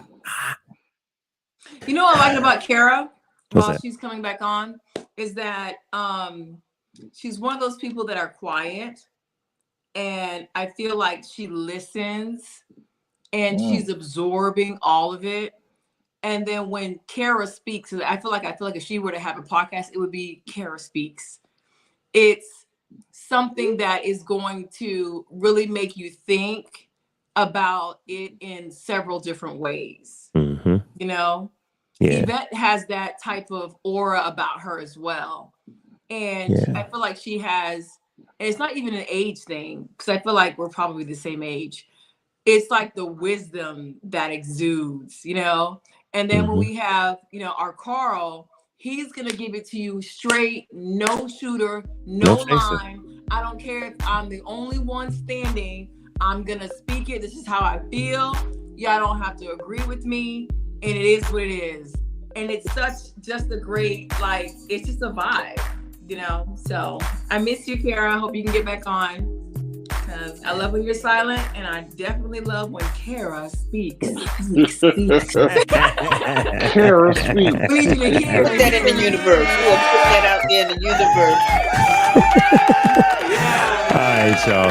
So I'm glad that you guys like the intermission music and everything. I'm glad y'all like that. Yeah, I was jamming. I was like, okay. Appreciate it, and it's only gonna get better. We got more royalty free music to use. Yes, that's in the exactly future. what I was gonna say. That's right, royalty free. You already know. Shout out to all of you guys have been with me from at least a year ago. So I appreciate everybody for joining. Some of y'all been with me for 2 years. All right, okay. Somebody, are you there? Dang it, where's Kara? I don't see Kara. Okay. Oh my God. All right, hold on. Let me try to bring up a new person. I see a new person. Hold on. How do I Okay, do new this? person. Do up and let's come on, give him a good warm welcome. Who the new person at? It's like a mystery when boom. someone new comes up. Boom. Let me see. Hold on. Let me see where they at. If I don't. Okay, I I see need you, your Durag. email. I see you. Okay. What you laughing about? Well, I used to know before. I didn't see you on this. All right, put that in. Okay. All right. Hey, look, we are. Listen, y'all. We taking a chance. I'm about to add somebody. Whitney, don't be no Whitney. We got a good broadcast going. Don't be no troll, Whitney. All Cause right. we gon' she. All right. So look, matter of fact, yeah, let me talk to Whitney right quick. Hey, Whitney, this is what I need you to do. First of all, I need you to turn your phone horizontal. Turn your phone horizontal, go landscape, okay? Second of all, Whitney, I want you to be aware that, of course, this is a show for adults. It's called Dave Life After Dark. This is where you put the kids to bed and we're able to have a conversation. So I do want you to get your drink of choice. Come on in here, have a little sip with us. Do not, if you do have alcohol, don't show us the bottle on camera. If you do have a cigarette or a hookah or something which you have smoke on, take a drag off camera. We don't want to see because I don't want to get blocked. I want to make sure I'm monetized and make sure that I have no issues. Okay. So Whitney, I sent you the link. What I want you to do is click on the link. I want you to have your lights ready. I see you in the green. Oh, look at you, Whitney. I see you in the green room. I see you smiling. So this is what I want you to do. Get your phone set up, like sit down somewhere, make sure, everything is good. Okay, I'm not going to bring you up till you give me a thumbs up. So get a little, position it somewhere, get your lights and all that stuff, okay? All right, and while you're waiting, you guys, while we get Whitney back in the building, and Sophie, that girl. I'm here. Cool. I know. So, you didn't turn your camera off. Oh, it does. Okay, I was texting. Let me come back. You know what? No, stay. Look at you. Got the music. It's a slight porno music. I'm gonna let you know. It's giving a little Pornhub. I know you're trying to be like, but what? I can't even.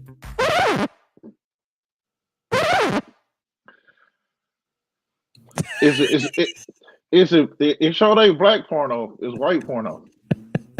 I'm diverse. Okay, there you go. Whitney, that's where. Listen, hold on, y'all. We about to bring a guest up, and y'all want to talk about Pornhub and pornos. I still hear y'all Negroes. I tell you, man, you can't take lifers nowhere. All right. All right. So shout out to everybody that's in the building, man. All right. Follow me on Dave Life TV. All right, cool. Just give me a thumbs up when you want to come back up to the stage, okay? Okay. Oh, she's ready. All right, come on to the stage, Mrs. Whitney Wells. What's up, Whitney? Hey, Whitney, I need you to do one thing. Can your phone go landscape? Can you go horizontal like that? And that's what we talking about. There you go. Hey, Whitney. First of all, how are you? Thanks you for joining, Whitney. I'm good. How are you? Excuse my voice. I fell asleep way before this live and yeah. No worries. How did you hear about the show? Someone I follow, his name's Trell. He was on the show. So I because I'm usually on his live. So yeah. I was on the Vibe Tribe. Trell. Shout out to Trell. The Vibe Tribe. Exactly. All right, you ready, Sophie? All right, Sophie, there you go. All right, everybody say what's up to Whitney. Say what's up to Whitney. We can't hear Dave right now. Hey, everybody. How's everybody doing? Hey, so you said you were following somebody and you saw that they were on? Yes, Trell. And you decided to join? What are you thinking so far? Because Dave's on mute. So I'm not on mute. Wait a minute. Can y'all hear me? Can y'all hear me? I can Dave, we can't hear you. Sophie, hold up, Sophie. I had to take you off the stage because everyone can hear me. You couldn't hear me. Everyone can hear me but you. Yeah. Sophie, I need you to jump. We can hear me. Everyone can hear me but you, Sophie. So yes. See, look at her. Now she listen. Sophie, I need you to back on. Dave, we can't hear you. Yes, we can. No, you can. So I Sophie. think that's what happened to me. Because first I Yeah. couldn't hear you, and then Okay. everybody else went silent, and I can't answer what fixed it. I don't know. But Okay. Kara, we can hear you now, Kara. Hi, Carol. We can hear you. Sophie, don't be doing that to me. Sophie, I'm don't be giving I'm no. in the bed. I can't. I'm like, Dave, what's up? Yeah, And and now you we can't hear flicking me I the can't hear you, bird. Dave. Okay. So this one I'm gonna type you a message, okay? All right, Sophie. Hilarious. Sophie, we can hear you. Stop giving me the bird. So Hilarious. Leave and come back. And I made that public, okay? Sophie, we can hear you. Stop flicking me the bird. Leave and come back. And matter of fact, look, I'm going to do it like that. Sophie, we can hear you. Stop flicking me the bird. Leave and come back, Sophie. Now she laughing. Right. Don't be messing with my girl. There you go. All right. Leave and come Sophie, back. that girl. Get out of here. Come on back. All right, cool. All right. Okay, so before I go to the next clip, because I've been trying to get to this clip for 36 minutes. Whitney, what is your comment on body count? Does body count matter? It, for me, that's just me, Whitney Wells. Mm-hmm. It does not matter. Let me move this stuff. Oh, you can see it now. She can see everything now. Okay, so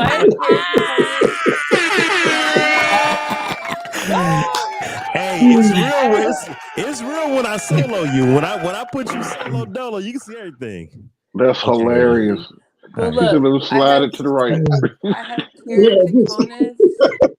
I have keratoconus and astigmatism in both eyes. Oh, you do? So I'm sorry. Okay. I was a preemie when I was born, so my mom had me at 6 months, so I can't. Like my entire vision has been crappy since day one. So. Oh, I'm sorry. Okay, no worries. Yeah. I'll keep it. Anyways, it's okay. It's okay. So it does not matter. You know why? One, I can't see, so I can't. I gotta look real close to be able to see you, right? To see the crunch bar or non-crunch bar. Sorry. Hopefully, it's not a crunch bar, right? Right. But for me, wait, you calling his? Damn. She said crunch bar, dog. Crunch bar. That's hilarious. Okay. Not Snickers, but it crunch. does not matter because I'm a Christian. I'm gonna start off with like my Jesus thing and then go to actually why it does not matter to me. Okay.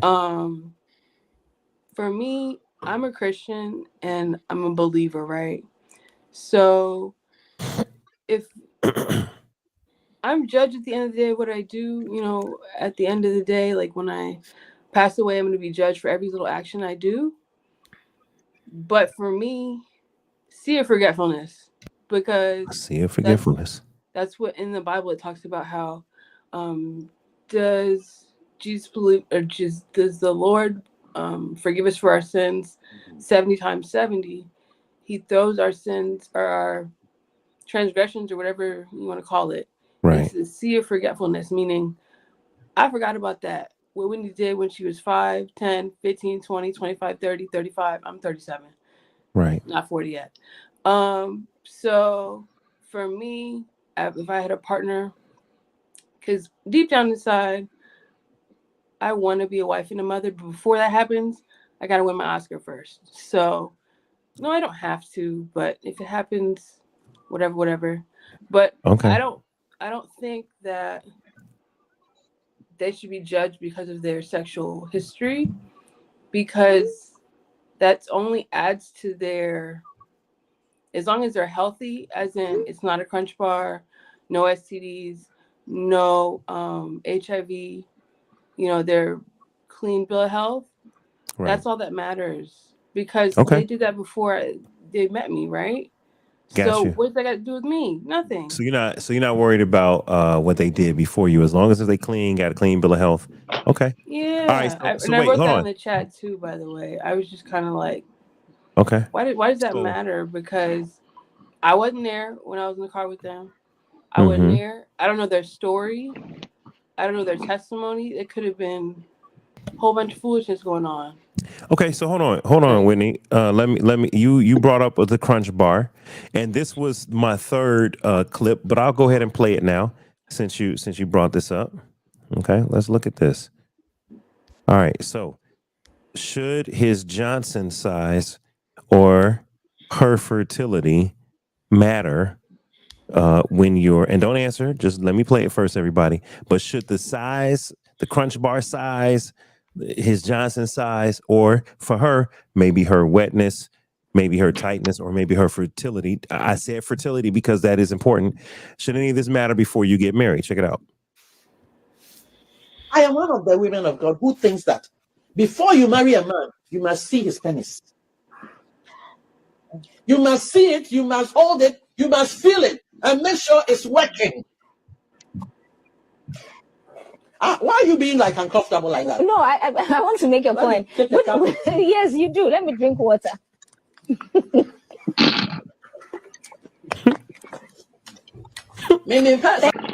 One more time for the people in the back. I am one of the women of God who thinks that before you marry a man, you must see his penis. You must see it, you must hold it, you must feel it, and make sure it's working. I got an issue. I got an issue with how she said. She said penis. You must see his penis. She would say, "What the hell?" She said like that. You must see his penis. So look, Whitney brought this up. Hold on, I'm coming to you in a second. Whitney brought this up. Whitney said he can't have a Crunch Bar. All right, so I'm gonna ask the ladies, and I see Yvette. She look like she got something to say. Yvette look like she ready. Yeah, no, don't try me. Nope, you look like you ready, Yvette. You look like you are ready. All right, so Yvette, do you need to see? Do you now? She said, now I don't know if y'all caught this. She said, "I am one of those women of God." So she not no heathen. She's a woman that said, "I'm a woman of God, but I need to see his penis." Yeah. Penis. Okay. Yeah. Do you need to see his penis? She's. Oh.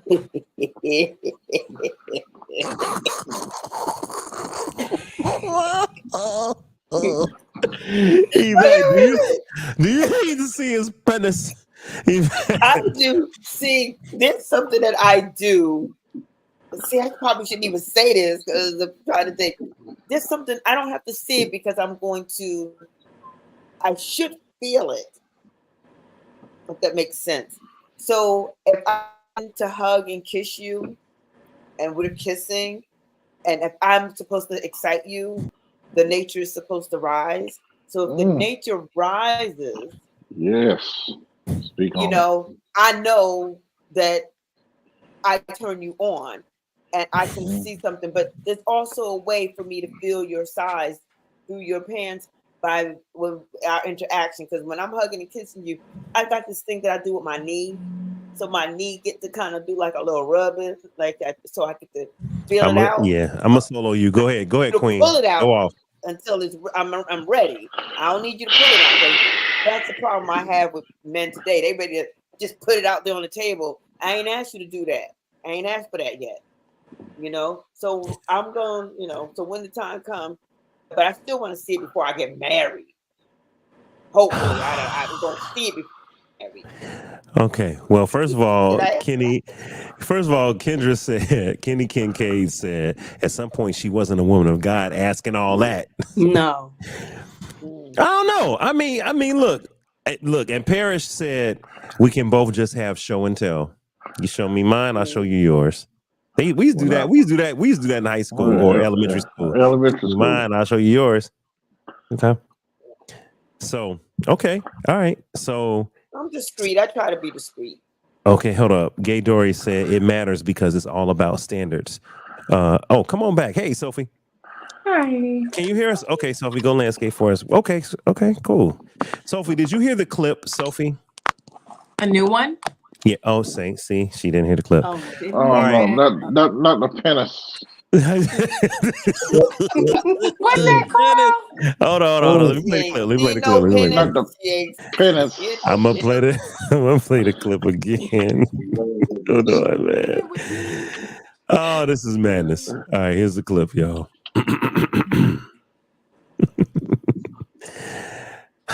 Okay. Women of God who thinks that before you marry a man, you must see his penis.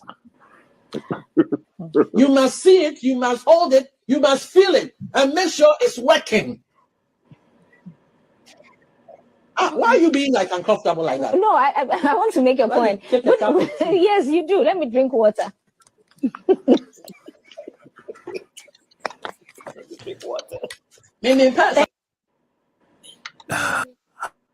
me drink water. You must see his penis. I am one of the women of God who thinks that before you marry a man, you must see his penis. Is that true, ladies? Is that Yvette?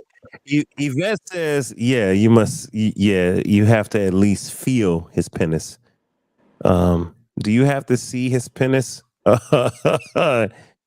Kara, you too quiet. Kara, you too quiet over Love there. Kara. Kara speaks. You see how big my eyes are? I like to look. Okay. I need a 360. Okay. Okay. I need to see the whole situation. No, it's not right away. And I'm only 5'1". My knees ain't gonna do all that. I'm too close to the ground. Okay. I need to see the whole thing. Well, you say you too close to the car? To the ground. To the ground. My knees ain't. I'm only 5'1". Okay. I'm looking. I didn't know you were you were that short. Yes, So it's unfortunate. I'm in agreement. So Kara, you need to see the penis. Okay. I cannot. Y'all are killing me. This is why I was quiet, okay? Because I ain't got nothing but foolishness for y'all. Because I need to. This is something I'm gonna be loving on for how long? Yo, I'm crying. I'm crying. Y'all taking this back to the old Take days. me off screen. Taking it back to the old Yo, days. taking We it back to we the old ain't no days. fool. Oh, after dark. Wait a minute. Yvette. Okay, Yvette's frozen. She said, "Take me off the screen." All right. Yvette had to go to the green room. Okay, Yvette needs to feel the penis. Kara gonna be. I have been penis fished in the past, okay? Penis fish, not catfish. Penis fish. Okay. Whitney Wells. Yes, sir. You can answer this however you want. You can come from the Christian side. You can come from the spirit. You can come from the Both flesh. sides. It's up to you. I'm still here. Give me 1 second. I gotta answer this text. Okay. I'm You still see, here. she trying to see a penis. She trying to set something up to see a penis. Sophie got something going on. Look at Kara. So, something like this. All right. So Whitney, do you need to Okay. see the penis? Christian side. If God blesses that husband, God knows what I want. He knows I want a man that knows what he's doing because I know what I'm doing. That's number one. Number two, God knows I'm going to want a man that his appetite's going to be crazy because my appetite's crazy.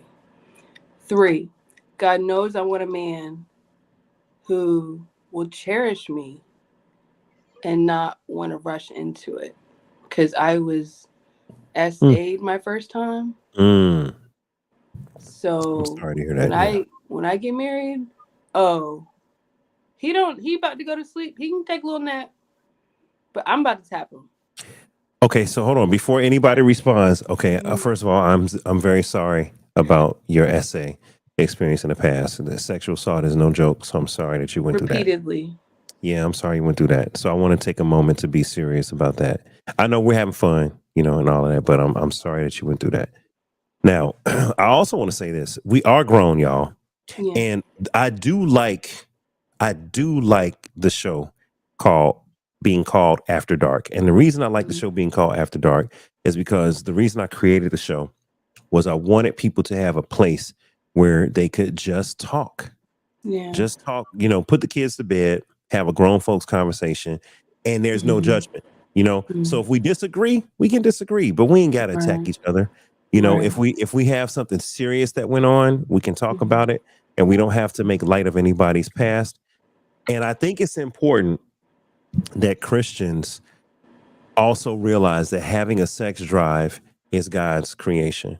I'm not saying that you need to have sex before marriage. I'm not saying that you need to be a porn dog. I ain't saying that. But what I'm saying is, in the context of marriage, sex is God's creation and it's a blessing and it's wonderful in the context of marriage. And so a lot of times, you know, you just don't get a chance to really express that until you get married.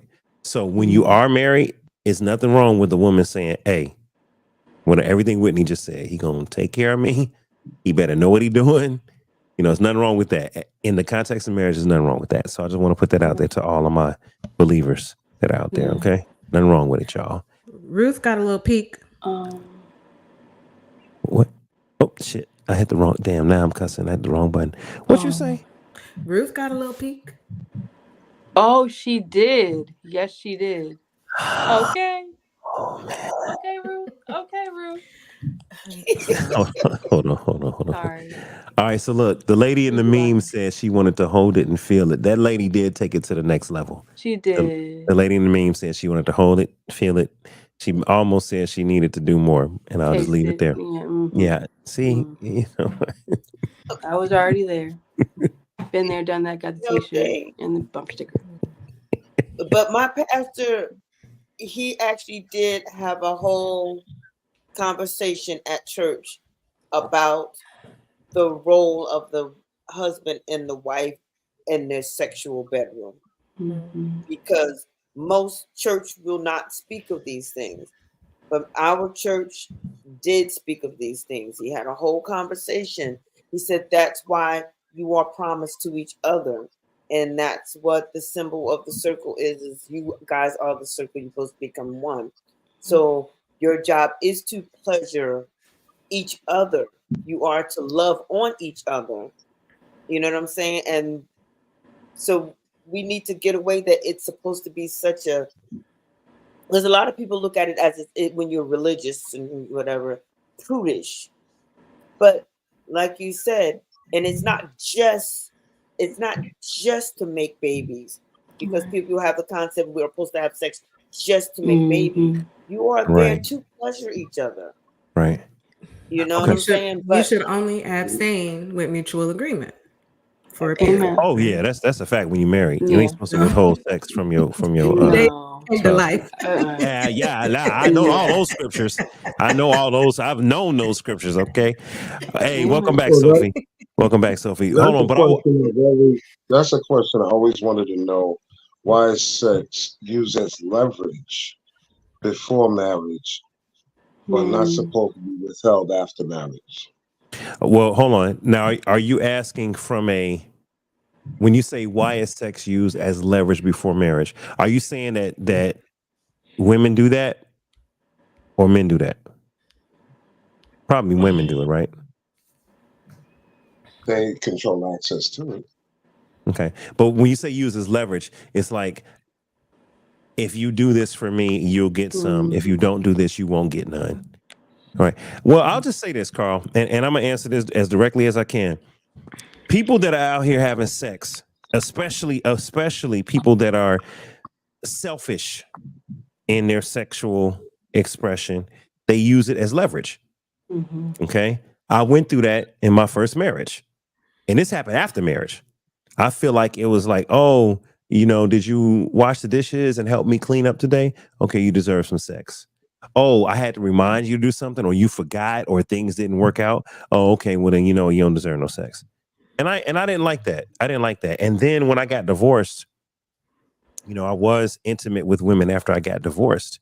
And I realized, Carl, there are women out here that have a sex drive as high as mine. And they don't use it as leverage. And it's not a bartering chip.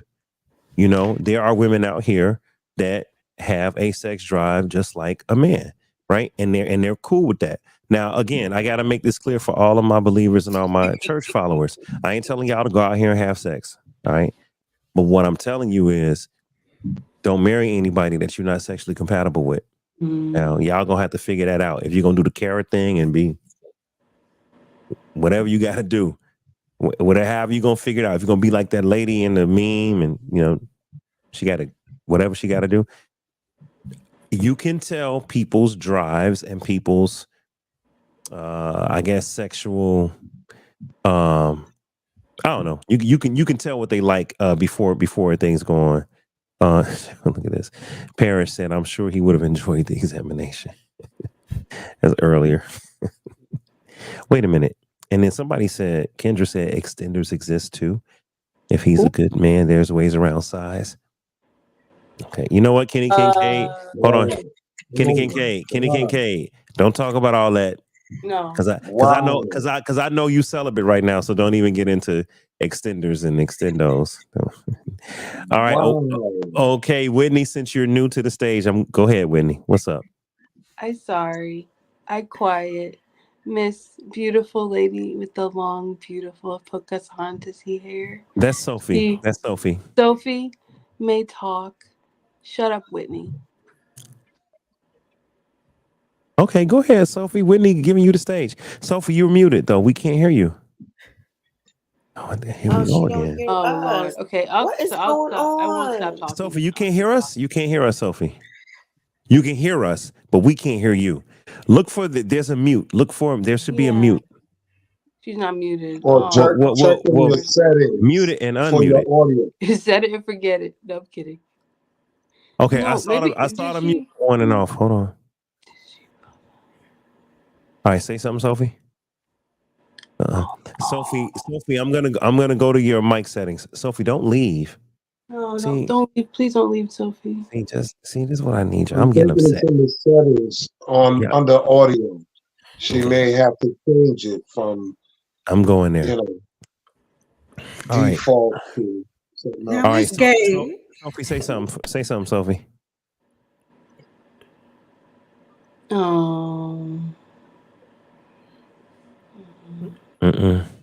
Okay. Oh, Sophie, please. Okay, she's gonna go and come back.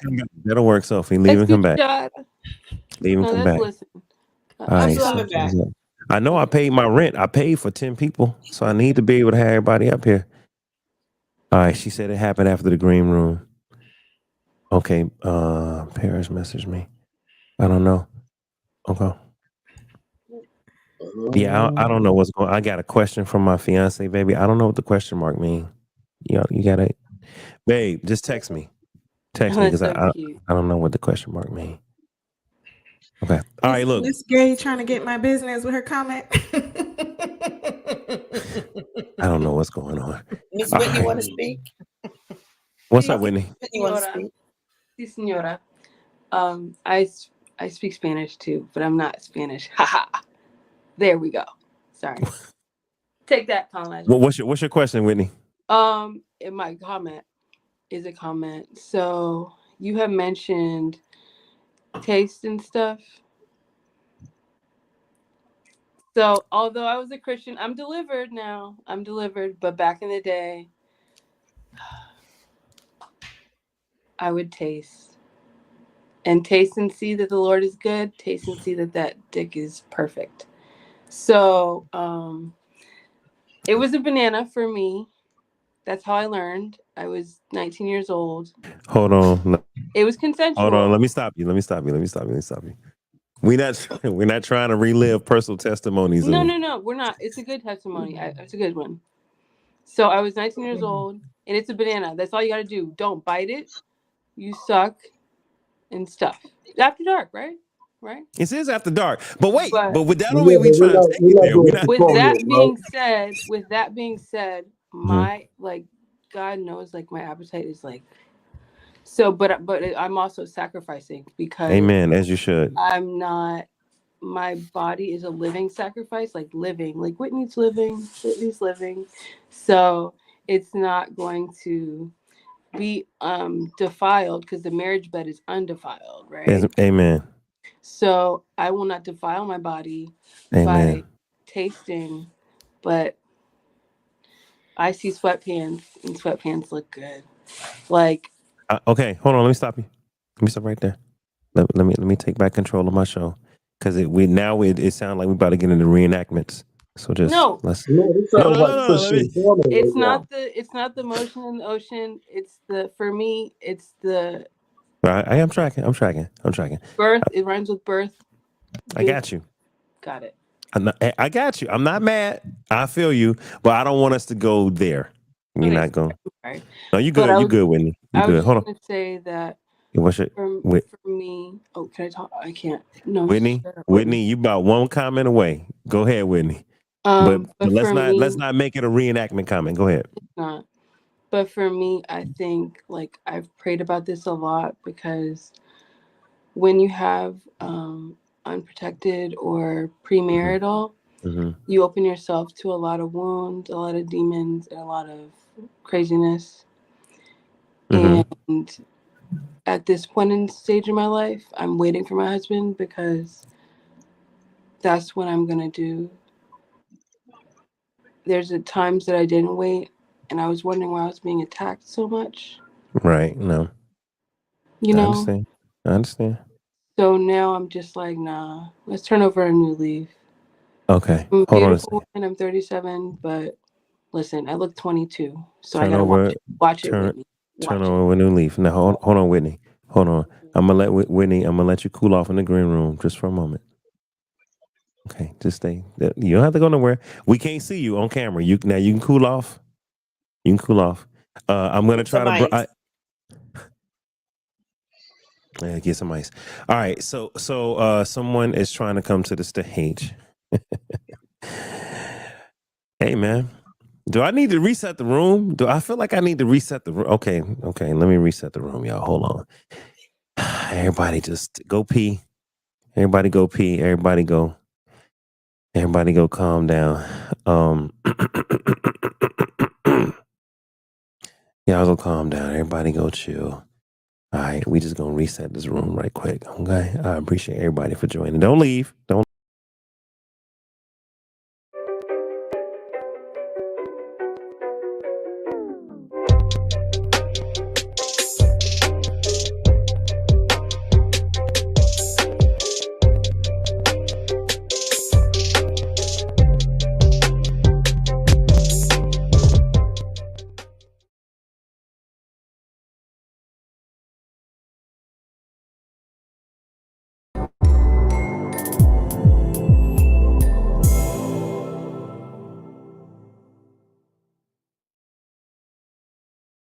Okay, y'all. Just trying to get everything back to where it needs to be. A lot was said, and I can't even find my music. There we go. That's what I need. All right. So I sent the link. I see Parrish is trying to join. I sent you a link, Parrish. Check your DMs. Welcome to Dave Life After Dark, everyone. Welcome to Dave Life After Dark. Whitney, I can see you, but they can't see you. Are you about to leave? Okay, Whitney, just cool out. I'll bring you back up. I got you.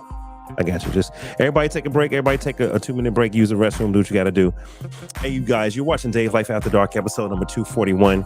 Dave Life After Dark, episode number 241. Questions that you should ask before entering into a marriage or a long-term relationship. Questions that you should ask before entering a marriage or a long-term relationship. You could have been anywhere in the world, but you're with us tonight. So I want to say thank you, man. I appreciate everybody that's been joining. We are talking about what are some of the questions that you would ask before you get into a long-term relationship, y'all. What are some of those questions? If you want to support Dave Life After Dark and Dave Life TV, you can hit me on Venmo at Dave Life TV. Hit me on Venmo at Dave Life TV, or you can support by going to Cash App and hit me on Cash App at $ Dave Life TV. All right. So this is the episode. We are discussing questions you must ask before you get a commitment. Thank you, you guys. We're going into hour number, 3. For those that have been hanging out, thank you. If you can't leave, if you can't hang out, I understand. But I do want everyone that can stay to stay. This last segment is going to be really good. Y'all. I got to tell you, okay, because it's good information. Okay. All right. I see some people can't make it. I'm getting messages from people that can't make it. I understand. All right. I did send a link to Sexy Spirit TV. Okay. All right. So the topic is questions that you must ask before commitment. All right. So what I want to do right now is play the third clip.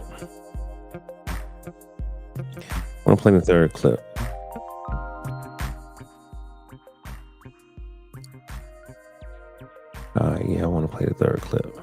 I think it's a good one. Boom, ba, boom, ba, boom. All right, let's go into this third clip, y'all.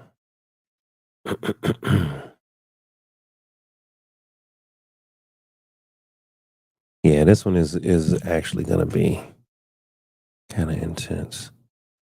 And let me see. Okay, I see a few people.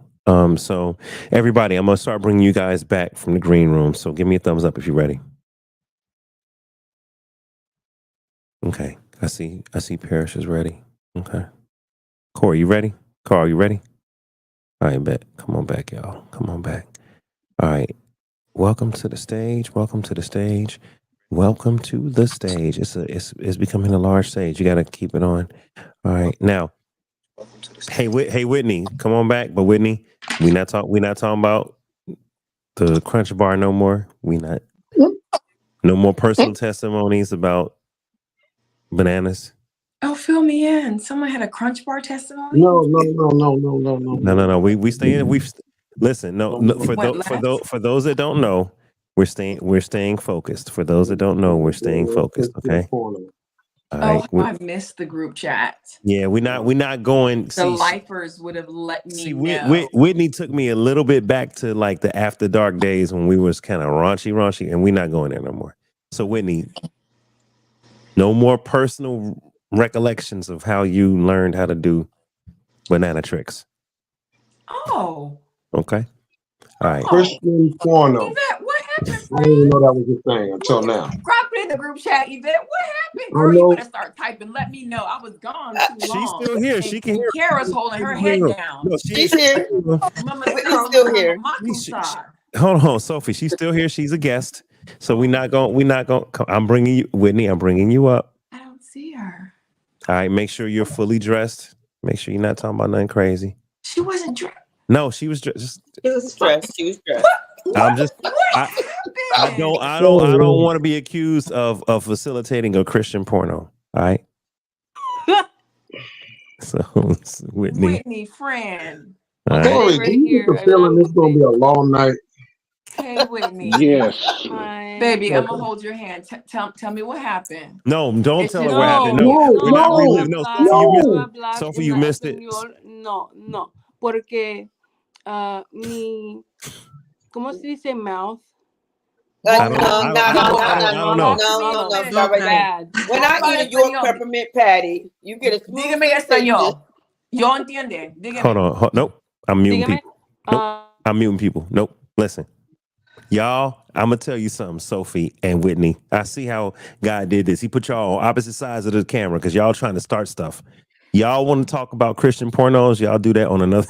I'm kidding. Y'all want to, if anybody wants to see the replay of what Whitney was talking about, go watch episode 241. It's on YouTube.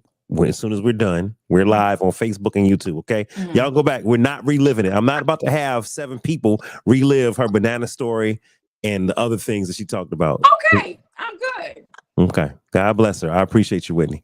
All right. Now look, we're going to go to the next clip. Now this clip, y'all, I got to play it because this clip is actually kind of serious.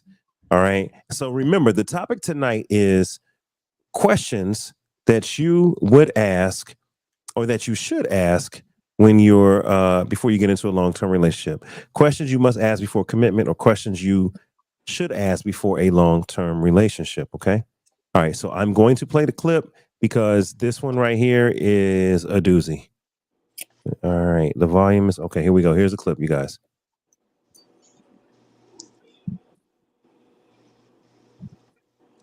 I can't hear. I really can't. Got you. Sorry about that. You guys said you couldn't hear. Cool. Hold on. Let me restart it because I don't want you to miss anything. Please. Thank you for letting me know before I let the whole clip play. Amen. Okay, where's my boom, reset. Boom, boom, boom. Hit that boom. Questions you must ask before commitment. Sophie, you enjoying yourself? Yes, I am. I'm at the edge of my seat. I know. Here we go. It's a great photo, by the way, too. Beautiful. Black love wins. I really need this thing to do right. I'm trying this one more time. All right, guys, here we go. Enemy is busy. I know we ain't gonna let that happen, huh? No. No, I don't want to see. Nope, I'm not trying to show Chris and everybody in all the DMs. I'm trying to go here. I'm trying to go. He's a cool guy. Here. Okay, cool. We ready? Yes. All right, y'all. No more comments. Hold on. Just let the clip play, ladies and gentlemen. No, I don't want to have to start muting people like we in elementary. What's up is why you've been lying to me for 11 years, telling me that DJ is my real son. Why you been lying to me? What are they lying about? I got a DNA test done. A DNA saying what? Saying that he's not my son. Let me see this DNA test. You don't need to see it. I'm sorry. How DNA test gonna say? How you gonna be lying to me for 11 years? Why would you do that to me? That's the lie. The lie is you. You are the lie. You have been lying to me for 11 years, having me believe that my son that I've been raising for 11 years is not really my son. Like, how could you do that to me? Like, what can you say for yourself right now? What makes so time? What are you talking about? Does it matter? It does matter. Are you crazy? What do you mean? That absolutely matters. Like, you don't see anything wrong with what you did? You don't see anything wrong with what you did? You've been lying to me. You've been sitting here lying to me for 11. Of course I love him, but you guys can't stay. You can't stay here anymore. What are we talking about? I don't know. It's not my problem. It's not my problem. It's not my problem. It's not my problem. It's not my problem. You can't stay here. You can't stay here. You can't stay here. I don't know. It's not my problem. I did my job. I did my job. I did my job as a dad. I did my job as a dad. You can't stay here anymore. Y'all gotta go. Both y'all can't stay anymore. No, I'm hurt. I'm hurt. I can't deal. Yeah. So this one was a trip. Oh my God. Yeah, this one was serious. And yeah, this one was pretty serious. So, Carl, I hope you caught it. Hope you caught it. Serious. Pretty serious. Yeah. All right, hold on. Go on mute for me. Yeah, there you go. Go on mute because we don't want to. Okay, don't worry. No, you good, Whitney. Whitney, you good. Take your moment, Whitney. Yeah, you good. No, Whitney, you cool. We gonna let you have your moment. You're still here, Whitney. I'll bring you back up in a second. Don't have your moment. Have your moment. Have your moment. All right, you guys. So this one is serious. The question or the topic tonight is questions you should ask before you enter into a long-term relationship. So my question is, should you ask about paternity or a DNA test? Should you ask about paternity or a DNA test before you get married? Now, clearly, this is a specific type of situation. Whereas you need to be dealing with a woman, you need to be dealing with a woman that has gotten pregnant while y'all are seeing each other. And there needs to be some math that ain't adding up or some questions, right? So you won't need to get a paternity test if y'all never had sex. You won't need to get a paternity test if you're the only person that she's had sex with, and you guys both know this. But if there's question marks, my question is, and I'm going to go to Corey first because we ain't heard from Corey in a minute. Corey, should you get a paternity test if the math ain't mathing, if you're concerned? Yes. If you're concerned, yes. Please get a paternity test. It has to be done. Okay. It has to be done. I mean, I've been in a situation, and you got to know if this is your child or not, or if things gonna be lasting longer, or if you're not together anymore. You just need to know, because it's fair for both parents to know what's really going on. I had a friend that he didn't know that he had a child until the child was 18 years old. She hid the child from him for 18 years. And he found out when the boy graduated from high school. Wow. You see what I'm saying? And he wasn't engaged to her. No, he wasn't engaged. He didn't even know that the child. So that's kind of different. talking it's about kind of somebody who different. you're in a relationship But that's with. what I'm saying. It goes to when Yeah. I'm saying it. Yeah, it goes to even in a situation with myself. You have to know if the child is yours. If you've been out there, like my dad always said, he told me this when I was 15 years old. Whenever you enter the womb of a woman, be ready to raise a child, I heard no that. matter what. I heard No that. matter you use a condom or not, be Yeah. ready. Yeah. Rest in peace to your pops, man. Yes, Yeah, sir. those are words of wisdom. First of all, I didn't welcome Parrish. Welcome, Parrish. Welcome, Parrish. So pretty. Parrish Blair is in the building. So I think Parrish, all the women should wiggle. Yeah, we should wiggle. you two are starting stuff tonight. That's all No, I'm gonna say. no, it's not what I meant to do. I was meant to wiggle like this. Carry you too. It's no. Girl, it's too much going on over here to wiggle. Okay, I'm No. just Look at Yvette. Look at Yvette. Yvette ready. She like, girl, we wiggling. Yvette. Look at Yvette. No, Yvette gotta go like this. Lord have Yvette mercy. gotta get back. You know what? See you, boo. You know what? Can I interject? Not yet. No, not yet. No, Not I yet, have a Whitney. personal experience with this, sir. My Okay. father. I gotta interject real quick though. Hold on. I want to be fair. So Whitney did ask. So Whitney, go ahead. Whitney, keep it clean. Go ahead, Whitney. My father died in 1986. I did not meet my brother, his first son, until I was 9. He was 18. Really? That's why I want to talk about this. This is important to me. Really? My heart breaks for this man.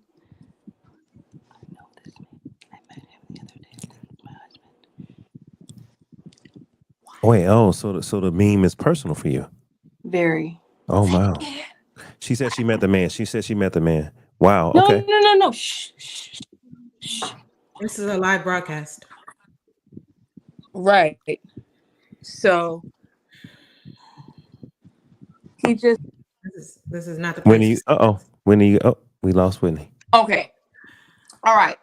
So what Carl was saying about when you enter a womb, you'll be prepared. Hold up, Sophie. Hold on. I want to stay on topic. I hear you. I hear you. I want to stay on topic though. All right, Whitney's coming back.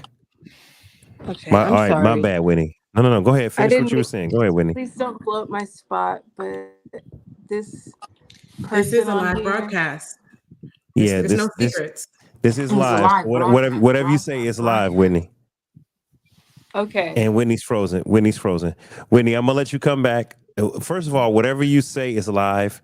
So this is live on Facebook. It's live on YouTube. This is streaming. So it's not getting edited later. This is live. Okay. So give a thumbs up when you're ready to come back. All right. Give a thumbs up when you come back. Hold on. I was trying to go to Parrish.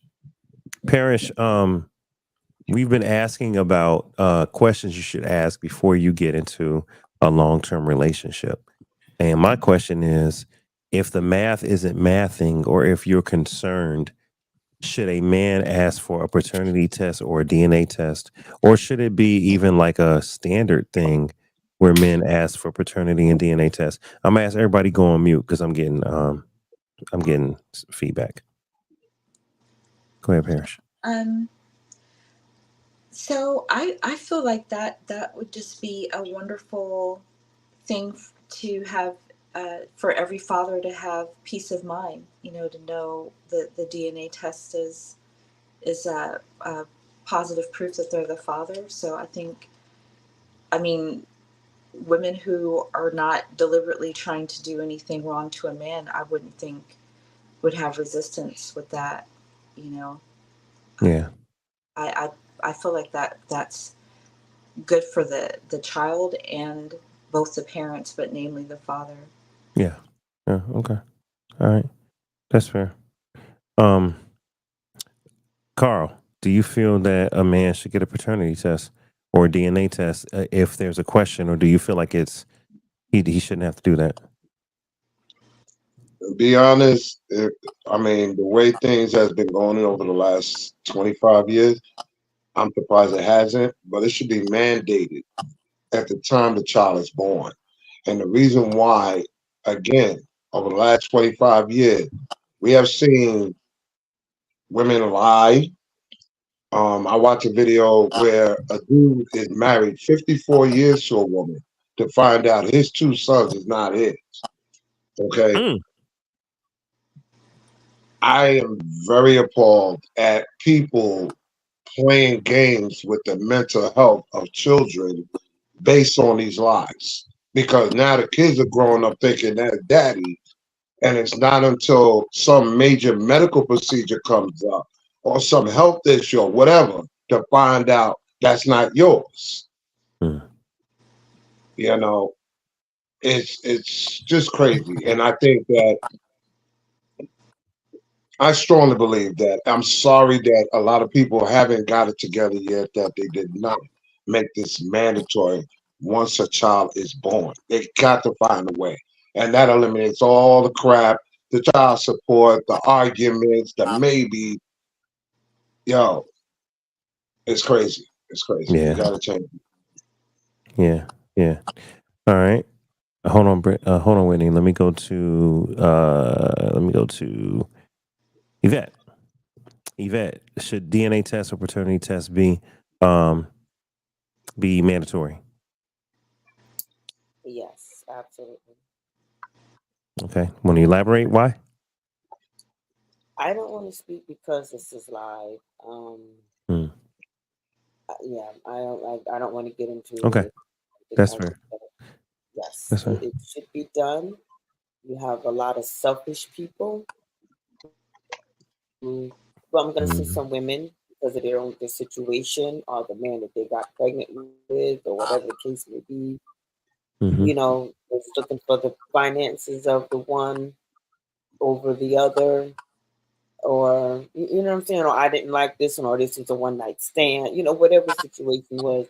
So so yeah. So for those reasons, right when that baby is born, paternity tests need to be done and handled point in Yeah. time, and not cause these backlashes that happen later on in life that people can't deal with. It's Yeah, very Kendra. uncareful to take care of a baby that was never his. Yeah, Kendra said that women do lie. Her ex paid child support for 17 years for a son that wasn't his before he found out. So yeah. That's This tough. is sort of like, I don't want to equate it wrongly, but this is like you're spending 10, 15, 20 years of your life incarcerated for something you didn't do. It's just about equivalent to that. And for people to take that lightly is really absurd. It's really nuts because you have to put yourself in that mindset. How would you like for you to spend 30 years of your life to find out your mom is not your mom, your dad is not your dad, and something comes up where you need to know because it's related to legal stuff or medical issues or whatever? You don't even know where to start from because everything's a lie. Yeah. Kendra And the worst thing about it, the worst thing about it is when you do find out the person is died already. Yeah. Yeah. Kendra said that some adult kids got DNA tested to donate organs back to the uncle. So yeah, you're right. Medical things happen. Go ahead, Whitney. You had something you want to share? I did. I met my brother when I was 9 years old at my father's funeral. But the crazy thing is, guys, everybody knew but me. So I asked my dad when I was 7, I was like, I have another brother? He goes, yeah, he lives in Detroit. And he left it at that. And I said, but I want to know more. I got a brother. Yay. No one told me. So when my dad passed, now my dad was Superman to me. My heart, my soul. When he died, I became a grown-up because trauma. So I met my brother at my dad's funeral. I'm smiling because he looks just like my father. I came into the room and I was like, who's that? Is that Dad? Is that Dad? And it was my brother. And I came in and he's like, come here, little girl.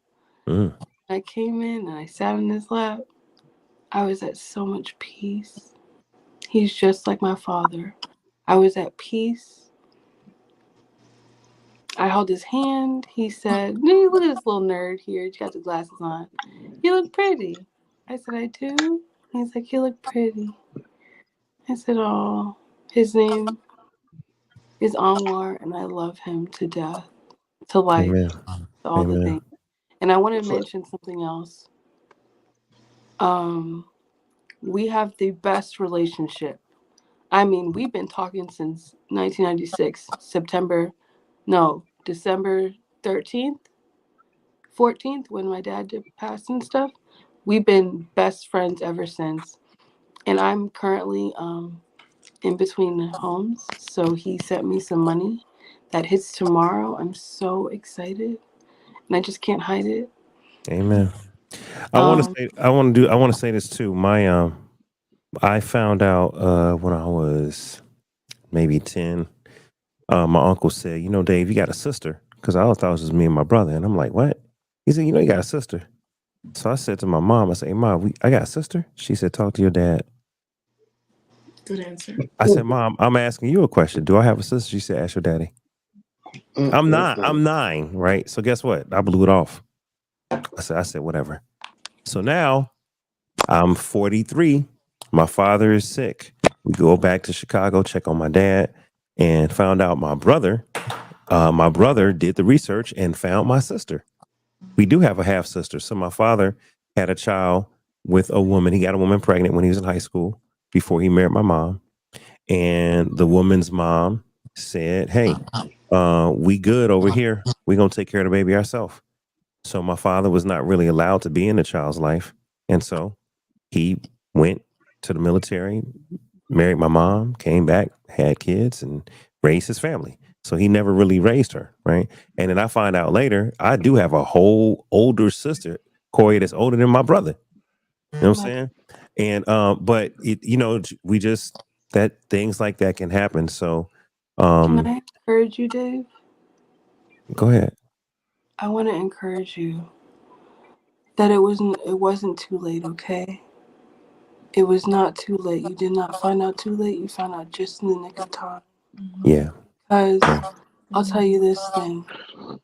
That happened to my dad. I think this is what happened. I'm put the piecemeal together, but my mind is forward. My father and the lady, Miss Gill, Miss whoever, they did not get along. They broke up. There was a lot of mean stuff said, and Miss said, you can't talk to my son anymore. That's what I believe. That's what happened. So I think I understand what you're saying, and I'm sorry that happened. And my heart goes out to your family, but I'm so excited for you. But I you appreciate that. have a lifetime of a relationship. That's all I'm gonna say. Hey, I appreciate that. So, and you know what? I appreciate the encouragement. All right, now look, I want to read a comment because Sophie saw. I see you, Sophie. I got you, Sophie. I'm gonna unmute and mute. I got you, Sophie. So Sophie saw the comment. Gay Dory said, Dave, I have a question for the panel. Would any of you tell the man if you knew their kids weren't really his? Now, hold on. Before y'all answer, I have personal. I'm pausing for a moment. I know somebody that been through this. And when I found out, I was like, no one ever said nothing. And this person was like, nah. And I said, you know what? Number one, it ain't my business. So I'm going to shut up. And I said, number two, everybody adults. But I do feel like, since people are dying, information should be shared before people close their eyes, because once they gone and once other people are gone, things can't be. So I'm like, you might want to. And what I was told was, hey, if it ain't broke, don't fix it. The person ain't known since they was a little kid. So guess what? The person ain't going to know. And I said, I'm out of it. Ain't my business. That's bullshit. Tell me why, Carl. Tell me why. Is that Carl? That is bull. Go ahead, Carl. That's total bullshit, because everything affects us directly and indirectly, because guess Exactly. what? What would happen if you find out that the girl you sleeping with was your long lost sister? Ding, ding, That's ding, right. ding. And you got her pregnant. Mhm. Come on, man. We're contributing to our own demise because of lies, not being honest, not telling the truth. Okay, mom, Exactly. if you was doing your thing, be honest with your kids. Yo, man, yeah, I had an OnlyFans. You know, I did this, I did that. Be honest. But to tell one man that because he got a good job and you don't want to ruffle the feathers on your convenience on how you snagged this good man, got this lifestyle or whatever, just to find out later. And forget about the man for a minute. The children. Mom, why you didn't tell me, man? I've been calling this dude dad all this time. It's not fair. Okay. I saw a few people And had then their I hand come to up. find out my boyfriend is actually a stepbrother. How you gonna explain this shit? Yvette, go ahead. I saw you, Yvette. Yeah, I was just wanting to add something here, a little Black history moment. For years, back in the 1800s, Black men were not even to know that they know they had babies, but they weren't even able to go around to say they were a father. That Right. was from the slavery. They weren't even allowed to say they were fathers. So 1864 is when they finally was able to at least say, I'm a dad, I'm a father. And then 1865 in Texas. All right. So that's one thing. So when we have this big disconnect, understand it was also by design. All right. So now when you have a man who wants to be a father, he wants to be a dad, and to take that right away from the ones that want to, and then push a responsibility on someone that don't, and they don't understand it, I think that's just wrong. You know what I mean? If I'm making sense of what I'm saying. No, it So makes a lot we of got to sense. Don't think understand the history that we have here too. We right. don't know our history, and this is what also is breaking down what's happening in our society. We need to fix this Yup. because the world is not going to fix it. We as people need to fix our own problem and our own demise that, as you said, Carl, that we're having here. We're at the point now that we can't even have real relationships because this internet mess is further dividing us with the propaganda and the lies that it's putting out here, and giving these misconstrued relationship scenarios that we're supposed to be in. So everything now is about money, money, money, but there's no morals, there's no character, there's no love, there's no Yeah, honesty. because And as I say again, there's no love. What happened to the love?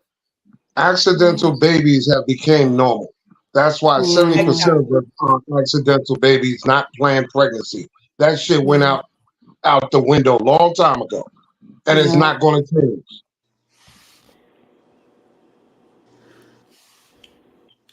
Not one woman in 2023, 24, 22, 20 planned to have their child. It was a oops. And now what we going to do? All right, we're going to keep it. We're going to push it. That might be your reality. That's not mine. Yeah, that's not all. You always I'm say not that, sure Carl. who That's you not know. true. But I also want to say that I'm not asking for people to agree with me, and I'm always going to speak for the majority, not the minority. So it's not for anybody to be ultra sensitive about. I'm talking about the majority. Even if it's not your lifestyle and your bubble, there's a life and a world outside of a bubble that is really going on. So I'm gonna speak. I'm gonna put on my attorney hat now, and it's not just a Black problem as far as paternity and being deceitful with who the actual father is. There's a lot of people from different cultures and backgrounds, not just ours. So that's just not my personal experience, but my experience as a professional. I wanted to say that I think it is terrible to deceive a man and a child as to who the genetic father is. I think it's not good to take away that man's choice if he wants to parent that child, if he's not genetically related to him. I also think that the child suffers irreparable harm there's a lot of confusion, questioning themselves, and things that you cannot take back. And what if that was the only child that man thought he had? You take away his opportunity to be a genetic father, whether or not he chooses to parent that child, another man's biological child. So I think it's terrible. I had a friend in high school who diverted his whole life plan because a girl told him that she was pregnant with his child. And he found out, I want to say, when he should have been in college, that the baby wasn't his. His whole life is completely different. He had gotten a baseball scholarship, like everything changed. So I definitely feel for men on that. Now, previously, before I started working in the law, I thought I would be offended if a man asked for paternity. But seeing how things work out, why not remove all doubt? Yeah. Can I had a question. Go ahead, Dave. Or I just wanted a Whitey comment. I'm just kind of trying to understand how you're like choosing people. It's difficult when we make general statements, and I'm always going to correct you when we make general statements. It's not everyone, and I'm very sensitive to, I'm Black and Hispanic. When we make general statements, especially about African American women, I'm going to raise my hand. I'm going to say something. So with that being said, it's not everyone, unless you have statistics and you've got facts. I am going to say something. And I do care if you understand or if you hear me, because it is something that happens in our community, that we make blanket statements about us, about me, about you, and you, that we have to feel like we have to like try and wave a white flag. It is wrong. Let's be clear. It is wrong to have a child and know that this child is not the man that you're married to, the man that you're dating, to go as far as put that man on child support, to wreck his home if you were the side piece, pretending. I feel like it should be normalized. If we're not married, and I was married when I had my children, and it wasn't like a question that was asked. It wasn't something that when you go to the doctor or they ask for a paternity test. But you best believe those of you who are single, when you or when you've gotten divorced and it's an issue now of child support, it's gonna come up. He's gonna say, my son is very fair-skinned and he favors more of like my Hispanic family. Now it's coming into question. I am totally okay. I'm not offended that you want to ask about paternity.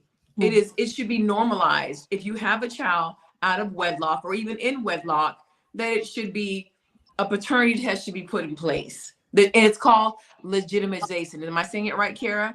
The child should be legitimized. And what that does for you is it proves that one, the child is yours, and then it also gives you men rights to the child.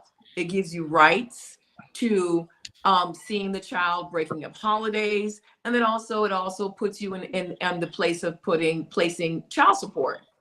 I say it behooves you. If you ever have a question, I would not trust no woman on, they say mama's baby, daddy maybe. Yeah. So you need to, as a man, and if she wants to get nuck if you buck, so be it, baby. Beloved, I want to make sure, just so we're clear, because now in 2024, we've heard the stories. So if you get caught up and you 18 years in, I'm gonna say that you need to hold yourself accountable. I wouldn't trust no woman to try and tell me nothing about nothing. I want you to, let's get the baby legitimized, and I'm gonna do right by you. Give you child support to assist. I'm gonna see my son, daughter, whatever it is. But let's not do that like women this and they're trifling. There's only some. I have friends that I know for a fact the child is not theirs, and they told me, I cannot be your friend. If you're gonna lie to the person that you're laying down with, he's your husband, what would you do to me? I can't be your friend. I'm gonna check you and tell you I don't agree with it, and then I'm gonna remove myself. I am not gonna be sitting. If that child ever were to come to me like Auntie Sophie, I'm gonna be like, you really need to talk to your mom. Mm. You need to have that discussion. If the man were to come to me, I'm gonna say you really need to go. I would just suggest that you get your child legitimate. I don't give a damn if she want to get upset with me. I'm your friend. I'm not gonna have you cheating on your husband.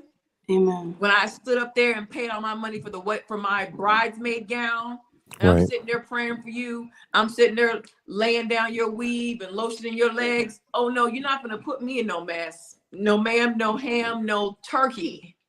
No That's pain. that seasonal reason person. Those are the ones that you Absolutely. got to say That's the bye type of bye friend to that because I am. yeah, right. Yeah. You Yeah, don't and want there that are person You in know your what? there are life. more women out there like us that You know what I stand on want to business, that don't let our You know? friends be about that fool, that 1980 stuff, Amen. that 1990 stuff, trying to get Social Security, trying to get a child support. No, Lord have there mercy. are women out here that hold women accountable. I was Yeah. telling my friend, my sister came over unexpectedly, and I'm like, hey, look, I am a wild woman. I called Dave and I told Dave early today that I'm going to be there. I'm going to be on time. I'm a woman of word. Wow. I'm a woman of my word.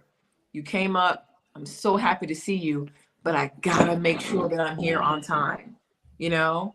And my friends and people that I deal with, now mind you, I haven't seen my sister in almost 2-3 years. And I'm letting her know I have an agreement that I made and I'm going to stick to it. And with all of my friends, if you're on some BS, don't get me involved in it. Don't tell me, hey girl, my husband may call you, tell him I'm with you. Do not Yeah. involve me Right. in your I don't do that. BS. I don't even play that. No. If you're committed in a relationship, you find somebody else to do it. And that's all I gotta say about that. And I So hope Sophie, I was let me jump I got in. a question. Carl, go ahead and I respond. got But a, go no, I'm ahead. not responding to that. I got a question. Okay. I'm what's your looking back because, I'm just like that. I go back to our lineage, our history. And it's funny how from the late 80s all the way till now, I'm thinking of all the movies, TV shows, talk shows that capitalize off of this type of lie. Bring it. Cliffhanger, if you want to call it. Even Right. Tyler Perry did it. If you go back and review a lot of the things we was exposed to, a lot of the cliffhangers was, oh, by the way, Jimmy's not your son. Okay? You are not the father. This has been glorified and normalized since the 80s. So for anyone, including yourself, young lady, to sit here and think that I'm generalizing, how long is the 80s till now? That's not a 30, generalization. 40 years. That's a pattern.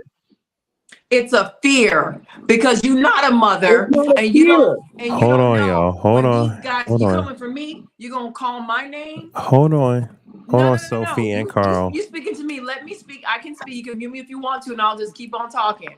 It is a generalization. It is not all women. And also, because of those women that were my friends, they're afraid. Their husbands were cheating on them. And they went ahead and popped off. Now she's afraid, like, oh my gosh, what am I gonna do? I empathize with you. I understand, but you can't do what he does. You can't do it. You But I'm can't not. act like a man. Hold on, y'all. Hold on, You y'all. know, we Pause. don't. We didn't hold on when he was talking to her and call my name. So I'm gonna speak on it out. You can put me on mute, but you're not gonna say what happened in the 80s. There's a fear. There's a fear, and that's valid. But after a while, after a time, you do need to say something. And I'll say it again. It is still wrong. It is still wrong. It was wrong back then, and it's wrong right now. All right. So can I So say jump, my name Sophie? again, and I'm gonna go ahead and say it again for those in the back. Sophie, It's wrong. can I jump in, Sophie? You can jump in. You can sit down and pull up a mic. This is your show. Dave After Dark, dark. Yes. Yeah, like and subscribe. Every Lord have mercy. Yes. Get to the teachings. No, you didn't. Yes, I did. It's cool. I had to at least bring up the something. I'm coming to you, Kara. I see you. So hold on. Before I let everybody say something, I'm gonna just solo myself for a moment. Everybody go into the green room. Don't take it personal. No one take it personal. All right, I'm putting everybody in the green room. All right, y'all. So look, we're gonna finish the show, and Kara, I'm coming straight to you because I know you wanted to respond. Look, I didn't hear the generalization. I understand generalizations can get under people's skin and it can trigger. Okay, but I just want to say this to Sophie and to anyone else that feels triggered on the show. If you feel triggered, say your response, leave it at that. And then if the other person wants to respond one more time, that's it. We only gonna volley once, back and forth once, and then we can just leave it there. Because I understand everyone has an opinion. I understand everybody feels strongly about things, and I understand people do get triggered.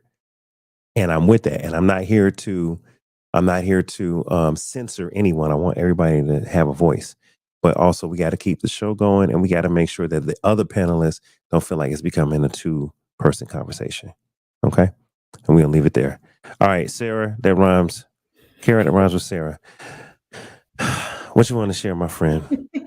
I just wanted to say that I don't really agree with using generalizations, especially when they're negative, right? So if anyone was to say Black men are not present fathers, Black men don't provide anything negative, I wouldn't agree with that. Just to say, similarly to say that women do X, Y, and Z, right? No problem. So, And it's okay to not agree, and it's okay to say that you don't agree. And I think if let's say if I make a generalization and someone's triggered, Kara, is totally fine to say you don't agree. And I'm the host that's going to let you talk. I'm going to let you get it out. Mm-hmm. Now, I can't let people go for 20 minutes. I can't let people go for like 7 minutes. In fact, somebody made a suggestion and said, hey, maybe we could have a 2-minute rule, like a little clock. And we don't have all that. We're getting there. And that's why I appreciate everybody for being respectful. I appreciate everybody for waiting for me to come to them when they have a comment, because I see Whitney, I see Corey, I see Sophie. I appreciate everybody. I really do, y'all. This is helping the show in us being grown and being able to, wait till, you can have the mic. And then Carl, too, thank you for just letting Sophie get it off. And, you said a little something, but let's leave it there. I don't want to go back and forth. Carl said something. Sophie said something. Carl said something. Sophie came back and stop. We're not playing tennis.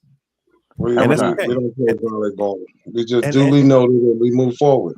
And that's it. And Sophie, and that's cool. Sophie, he said what he said. You said what you But said. I can speak for myself. Like, I'm good. No, I know you can't.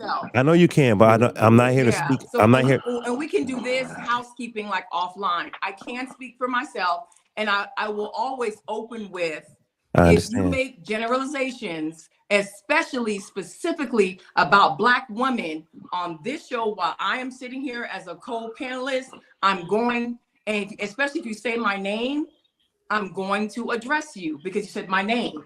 I got that. You can So make it general, just don't say my name. When you say my name, you're expecting a response. Sophie, I So got that, it's and I cool. let you I'm not even heated. respond. I'm just reiterating what I've said. I got Duly that. noted. I'm on mute.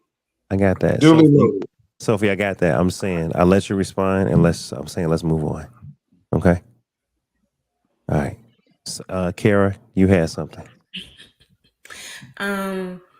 Someone had brought up the example of the judge who found out after 30 some years or 40 years that his 2 sons were not his. That story was really heartbreaking. I just, for the record, would like to point out it was a white man. So. Okay. All right, Whitney, you had something you wanted to share. I saw that you had your hand waved. Yes.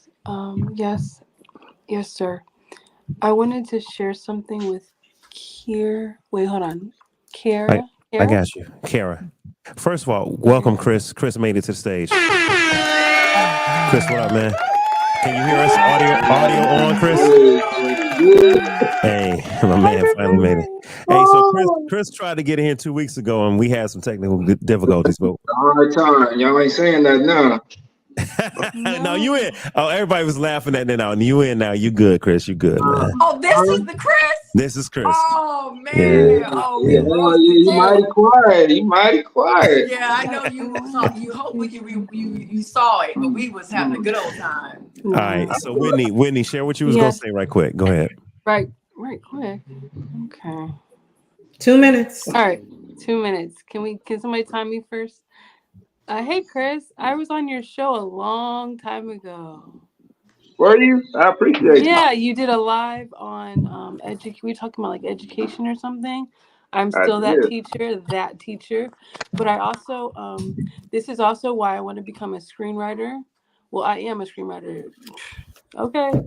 Because I have stories, like I mentioned before, a lot of things I need to get out. So Miss Yvette, and Miss Kara, and Miss Sophia, I would let Miss Sophie, my bad, Sophie. Okay. I would like to connect with all three of you because Miss Yvette, you're doing what I'm doing, what I want to do.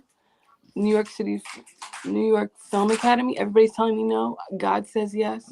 In my heart, he's saying yes. And Kara, I wanted to become a lawyer, so I will be that entertainment lawyer one day. I can do both. I can act and be a lawyer. And Miss Sofia, mi hermana, porque mi hermana para otra madre. Yes. Sister from another mother. Yes. So I learned to speak Spanish in high school, so that's how I'm not of Spanish descent, but I just love the language and I love to be challenged, and Spanish was hard, so I remember everything. Recuerda todos.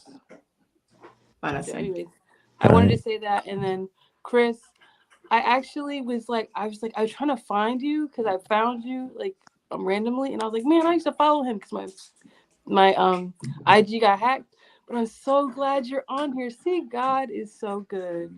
Man, I gave Dave my word. I told him I would come. I'm here.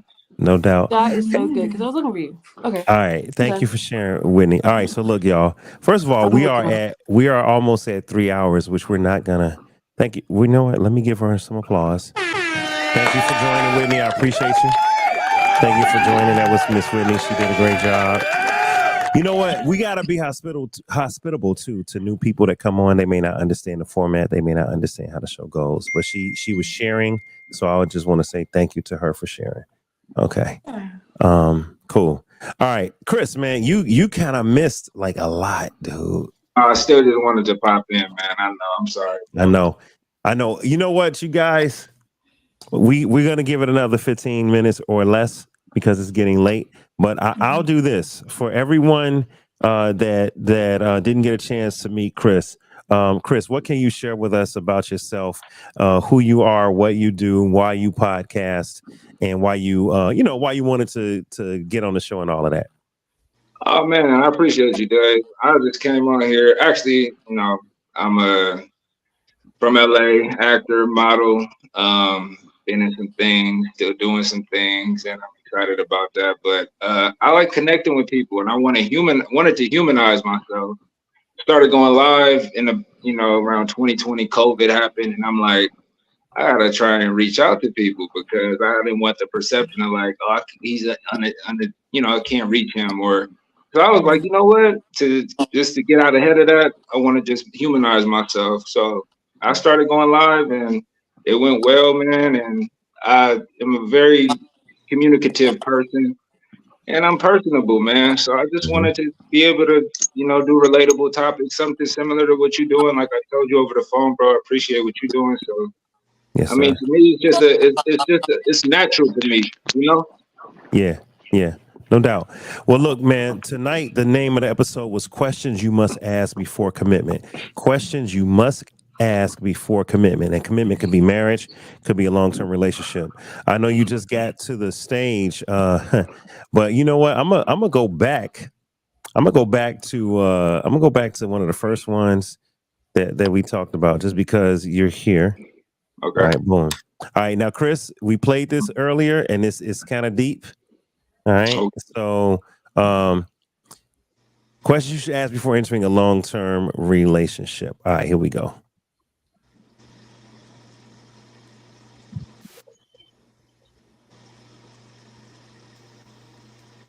I stopped counting after I got to like the 340s. Like the 340s, and it was kind of pointless to like keep counting. What do you mean? 340? I don't understand what the problem is. That's the past. Like, let the past be the past. Like, Hell no! 340? 340 that's what? I didn't want to fight. You weren't supposed to ask me that. If you had a problem with it, it's the past. To pass my ass? You're married. How? Give me my shit back. You liked it, so you put a ring on. I fucked up. Give it back. Take it off. Don't touch me with those filthy ass hands. Filthy? That is fucking disgusting. Why? You're a whore. Give me my ring back. You just call me a whore. Bro, that's nasty. I need a whole new dick after I just found out that. I'm not gonna lie, that's nasty, bro. 340 is really not that many. That many what? People. It's not. If you think about it. So he's saying that he's saying that he had a body count less than 2 hands. So he had less than 10 people was his body count according to him. But his fiance had a body count of 340. So my question to you, right before you leave, before we shut the show down, my question for you is, number one, does body count matter? That's a general question. Does body count matter?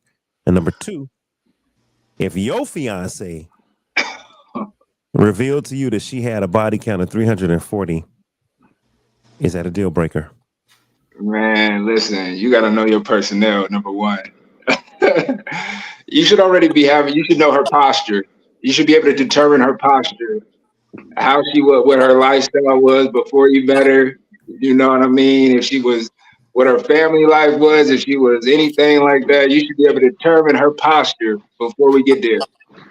By that, I mean, your discernment as a man should take precedent. I feel like, I'm very careful. I'm speaking personally. I'm a picky nigga, picky dude by nature. So I'm very skeptical on certain things. I'm looking at how you respond to other people, how you respond to people who can't do nothing for you.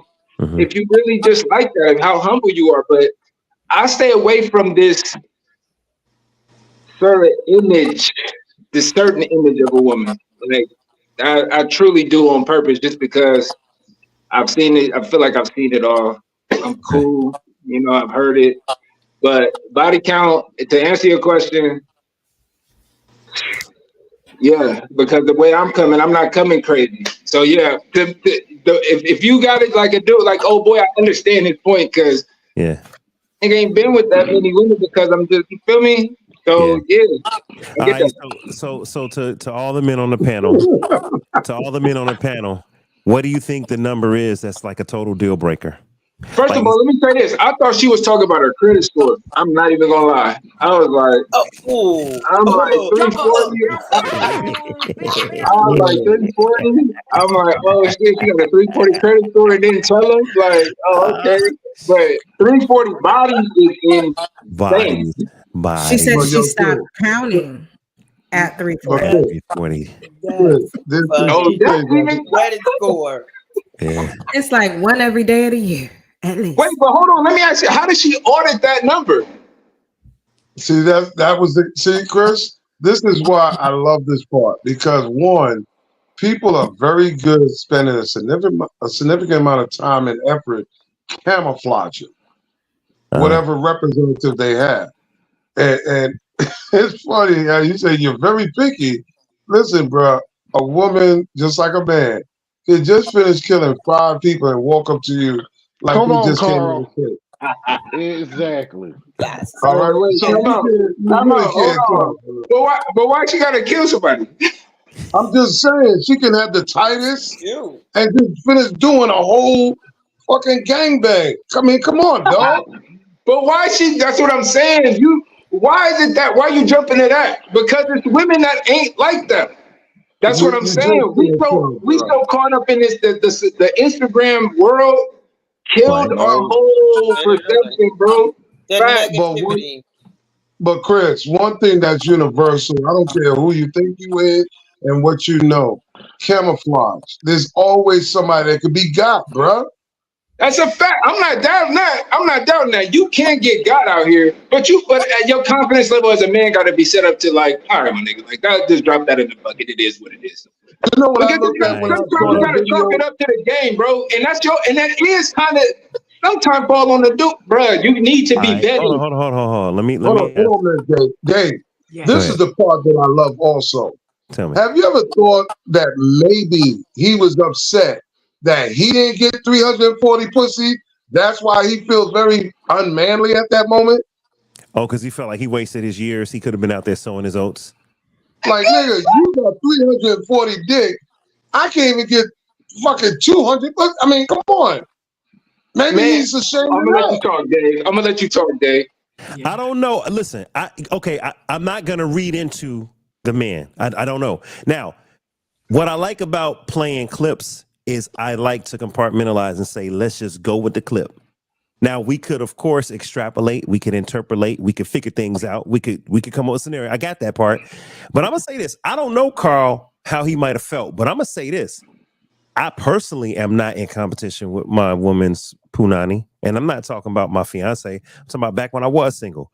I'm not in competition with nobody's punani. I don't care if she got a huge body count. I'm not like mad because I'm like, man, I could have. No, I don't care. My body count is my body count. It is what it is. Ain't got nothing to do with her. I prefer her to have a body count lower than mine. I just do, right? That's an expectation. Or a preference, right? Or a preference. Or a preference, right? Right. And now, what we didn't talk about, I want to come to Parrish for a second. Parrish, since we didn't really get a chance to speak that much, Parrish does I can only say it the way I know how to say it. Does virility matter? Virility, how strong they are sexually in bed. And here's what I mean. For a man, fertility, if he wants children, matters. He wants to know, can she still have kids? Right? For a woman, I would say virility, his sperm count, how hard he gets, his stamina. Does that matter? Does that matter to a woman? Or should I make it personal? Does that matter to you? Is that a deal breaker before a long-term relationship? Like if you knew the guy had erectile dysfunction, or if you knew the guy had been had a vasectomy and couldn't have kids, does any of that weigh in? And this is for Parrish. Well, if it's for me, my easy bake oven doesn't work anymore, so he can have a vasectomy and we can still work it out. But you know, I don't have a uterus, so it's okay. But a man who's not sexually healthy, if I have a choice going in, I'm sure he would like to have a woman who doesn't have a dry vagina, you know, and with her hormones and, you know, just being honest, I'm sure he would prefer that. So my preference is that I have a man who's healthy and his equipment is healthy, and whether that all up to and including STDs and all of that, a functioning sex drive, you know, that's compatible with mine. Of course, if we've been talking where it's gotten close to us thinking about marriage, those are things that I think, I know a lot of women are awkward, you know, about talking to a man that they're dating if they're noticing something's falling off or he's not quite hard all the time. It's good, but it's not. I feel like that's important to talk about. And if the man is so sensitive that you can't be honest with him, then in essence, you're saying his feelings are more important than your pleasure. And that's going to play out in the relationship later on and not be positive. But if you have feelings for the person, you respect the person and you value them, there's a way to talk about those intimate things without hurting someone. So let me piggyback off of that and add to it. So we talked about erectile dysfunction, right? What about when a guy can't last long? He ejaculates too fast. You know what I mean? Whatever they call that. Whatever they call that. Pre ejaculation. Right. He ejaculates too fast. He doesn't have the stamina. Premature. Thank you. He premature ejaculates. He doesn't have the stamina, the self-control, or what have you. Or I'll add to it, since old girl earlier mentioned the Crunch Bar. What if he just don't have the equipment for the shipment? You know, you've been dating him and now you somehow find out, Yvette, you do your little knee trick that you do, Yvette, and you find out he's a inchworm. You know, he just ain't there. You pull a Kara and you do it again, Kara. You do one of them. You figure out he's an inchworm. Is that a deal breaker for Parrish? Is that a deal breaker for? And then we can go around the room with the ladies. Yeah, someone that I know. Inchworm or no stamina? Is that a deal breaker? No stamina, depending on the reasons why. It doesn't have to be a deal breaker. From what I know, I haven't had this personal experience. Men that are battling with that because of having a long-term sex life with themselves, and they haven't been able to moderate their edging and all those kind of things. That's a little complicated to me. I'm just like, I like simple and easy. Like if I have a preference, I'd rather it not be complicated. And then a man that's not, his equipment isn't compatible, I wouldn't settle for that either. Not because he's bad, but I mean, I feel like I think a man should too. Like, get what you really truly desire and want, and not settle, because when that man, whatever he's doing to compensate for having an inchworm or being quick, if he stops doing those things, it's not going to balance me being tolerant of the things that I wasn't happy about. So I don't think it's good to settle. Okay. Any other lady want to answer inchworm or Minuteman? Yeah, that's a no for me. You said keep it short, right? Oh, I'm gonna need my 2 minutes. I need my 2 minutes. All jokes aside, it's I have tried situations that weren't fulfilling, and sometimes the man takes it out on you in other ways. Oh no. Now, if a man has a problem and he's willing to seek medical assistance or whatever needs to happen, I can maybe work with that. But if you're just gonna say this is what it is, sorry, buddy, I'm out of there. I know a woman, without saying too much, I know a woman who told me, I'll never go back. And I just said, I'm sorry you went through that. And she was like, yeah, I never go back. So she just was like, and I'm like, well, I really don't care about what you did before me. She was like, I'm just telling you, I'll never go back to whatever. And I said, hey, I understand. So she was unhappy with whatever she had, and she vowed to never. So I guess she was doing the Yvette knee test. She was doing the Kara binoculars. She had to make sure he had the equipment for the shipment. So Dave, I've said before, there's 3 requirements I must have. The first one is honesty. You're good, you're bad, you're ugly, because I'm gonna give you mine. The second is you have to be there for me, mentally, physically, spiritually, financially, all that good stuff. And that third one, I better go woo woo woo in the bedroom. I got to go woo woo woo. Woo woo woo woo. I know. I must do that. If I ain't doing that,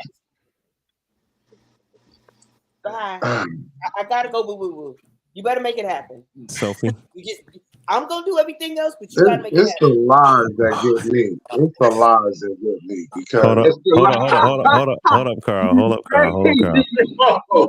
Let me let Sophie answer. Sophie, a Minuteman or inchworm, is that a deal breaker? Is that something you're like, nah, I'm good, or something you work with the man on? Well, I'm new to the streets, and my ex-husband was hung, so I am not like, oh my gosh, you got to have a big one, because you really can't suck it. You can't get it back like down here.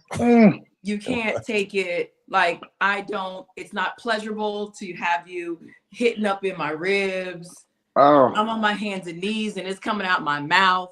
Like, so I'm good on that. I need to be able to take it. And there's also things. So the size, I would say for me, does matter. But I discovered that some of the little inchworms guys, they do other things. They may be like, and they know they're good with their fingers. They like to, do the oral stuff to really get it. So when by the time they get in there, you don't really realize all what's going on. And then there's toys, things that they can do. So, but I still would say a no on like itsy bitsy So that's a no. Minuteman, and I'm new. I've learned about like the honey stuff. What's that honey stuff? Honey pack, a honey pack. It's like a honey pack.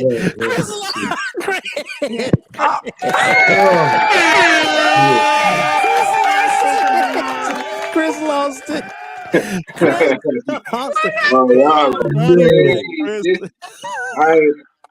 ain't never did that. I know you won't lie to me. What did I say? Honey pack. Honey pack. Oh, it's honey pack. Okay. So the honey pack I've heard can help you with the longevity of it. Like it's supposed to like keep you, you know, and then I heard that it lasts like for days. So that would be a vibe.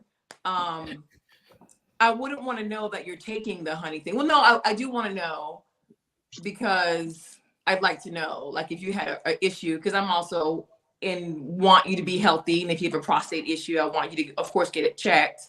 So itty bitty, like pinky finger, like gnarled. And I've seen that like toddler.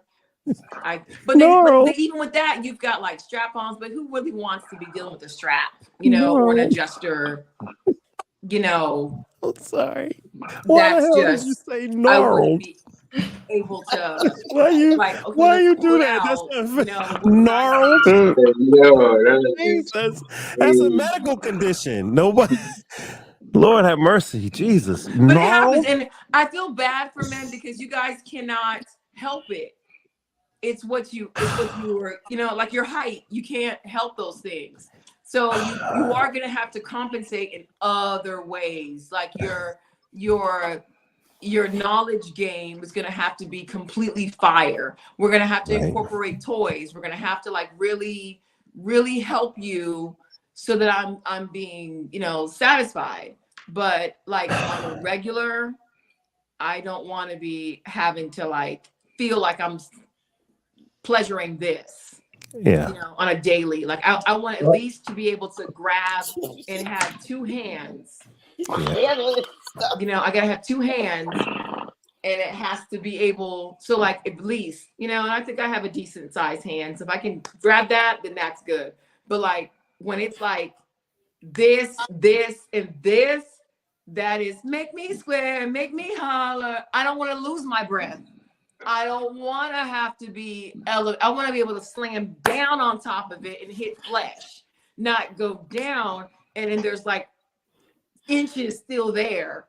You know, I want to be able to prosper and feel like I'm doing something, you know, because I'm competitive like that. So I want to be able to like slam down on it and it not like rupture. You know, like a rib or a long punch or something. We got to be safe with it, you know? What are you doing, Dave? No. You know what? No. I just need a minute. I need a second. Listen, I need a minute.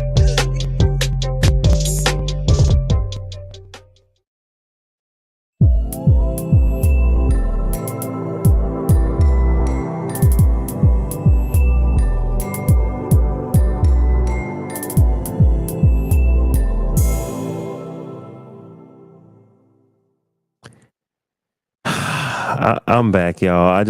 I needed a come on. Don't go nowhere. Don't go nowhere, Sophie. Come on. Listen, it started Corey, I took a break because it started hey everybody, if you have a drink off camera. If you taking a puff, take the puff off camera. All right, no problem. All right, so look, y'all, I'm bringing everybody back to the stage. I just needed a moment. A great story. He said she's telling a great story.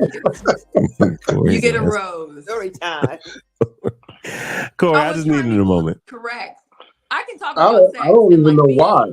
And like I can talk about it, and I was thinking that I was doing a good job. No, you were doing a wonderful job. You were doing fine. Okay, but I'm trying to stay monetized, right?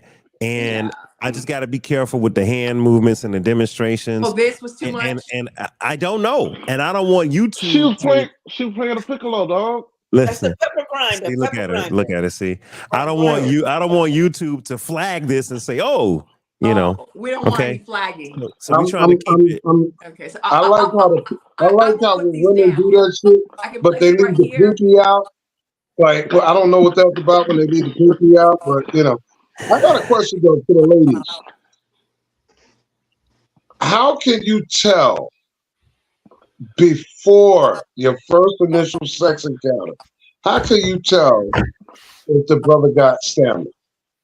He has stamina? Yeah. You would never know. Ooh. That you don't. Really? You don't know. So we are at a deficit because we wear, and this is a general statement, so I'm about to really Violate come your for the own ladies. rule because you don't like generalizations. I'm going to. But we have fake hair, and I do have long hair underneath this lace front, and that's why I have it up a little high because I'm trying the lace fronts, and it's not really working. Like, you know, I'm like new to it. So we have fake hair, we have fake lashes, we contour, we pat our breasts, we have BBLs, all those things. So you guys, men are naturally attracted to the aesthetics, but y'all know how to look like, look at her. You know, I've been told that I wake up in the morning and you're still attractive. I've got good skin. I go to the gym. So I'm at a different, and I'm 45 years old. So I know that it's a little bit different. Men like what they like the visual. And you guys have learned, and I praise your mothers and your grandmothers and your homeboys that have curated to look at this chick, you know, take a peek in the bathroom when she's washing her face. What does it really look? These girls, these reels, they are contouring their face and they look completely different. Okay. You know, Sophie. okay.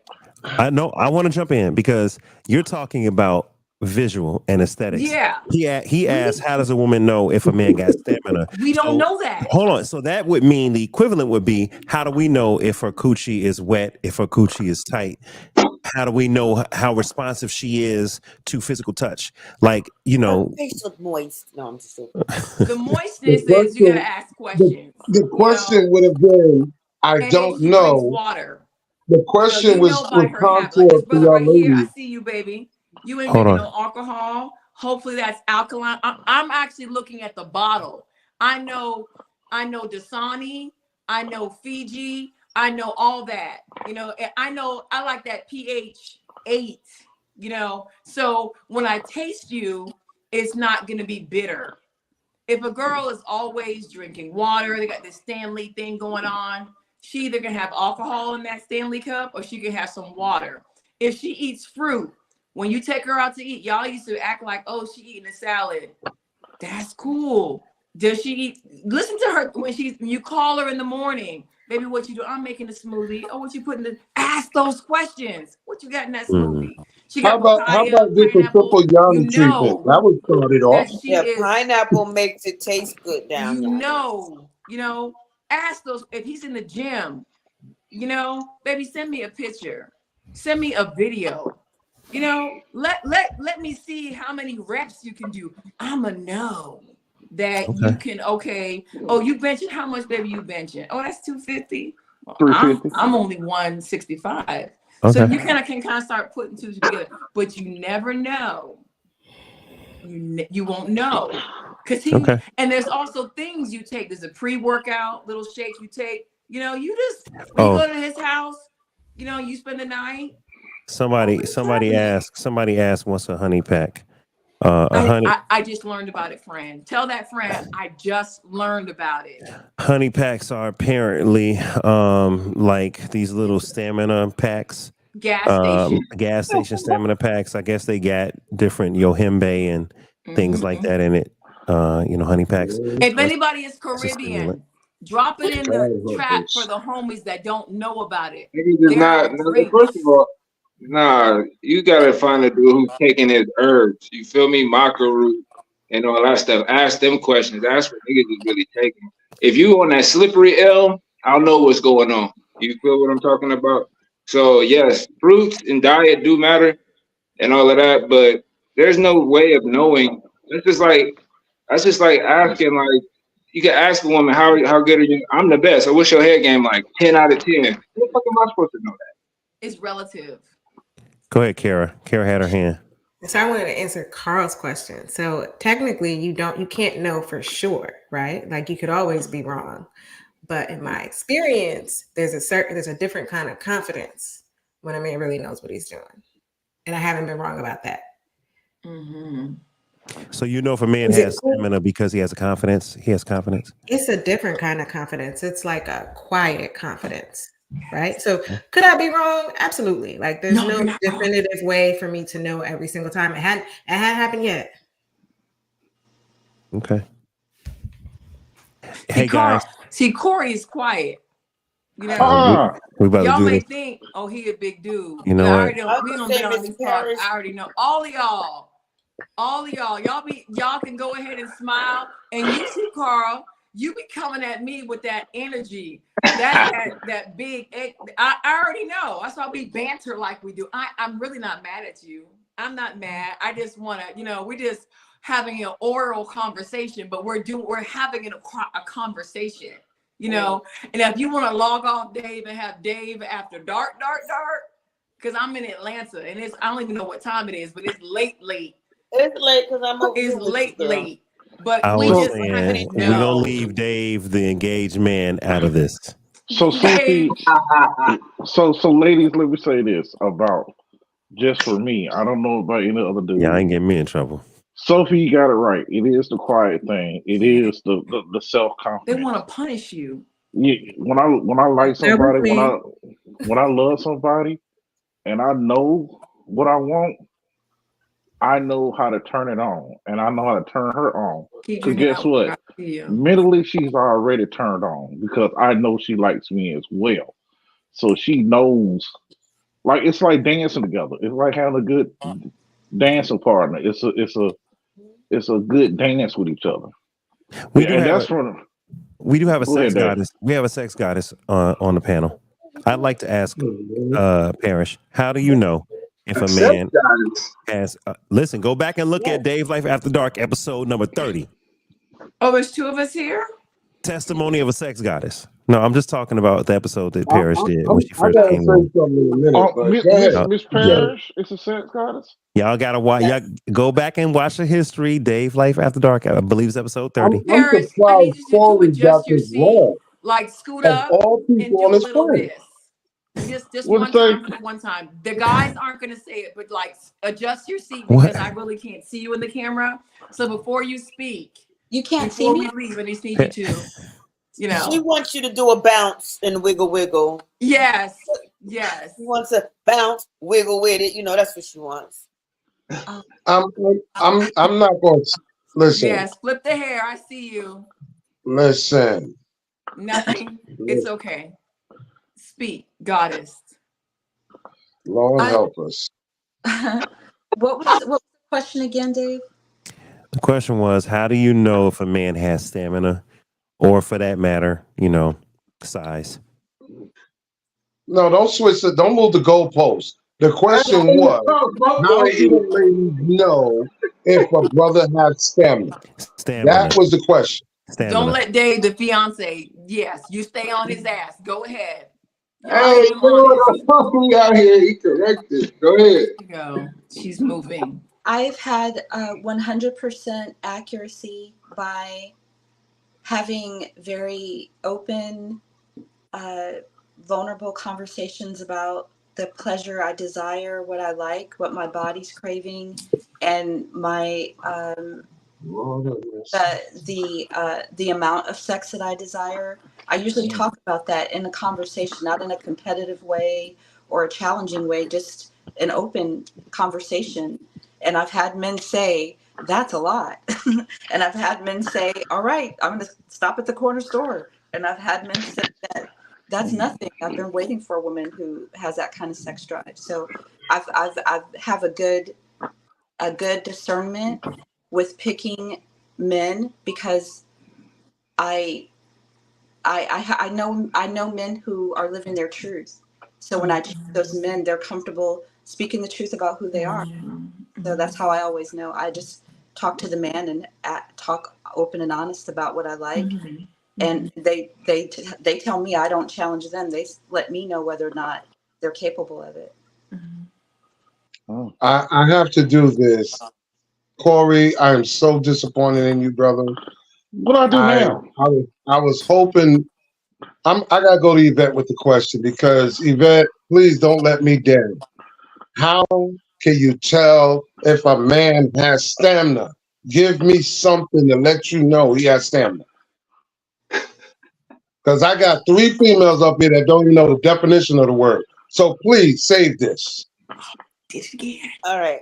I normally would say you don't know. However, if they are physically active, I would say that would be one way I would determine. If they work out and they get their workout. And one thing, oh my God, the one thing that drives me crazy, you wouldn't need the little blue pill and all that stuff if you ate right. Put the weed down.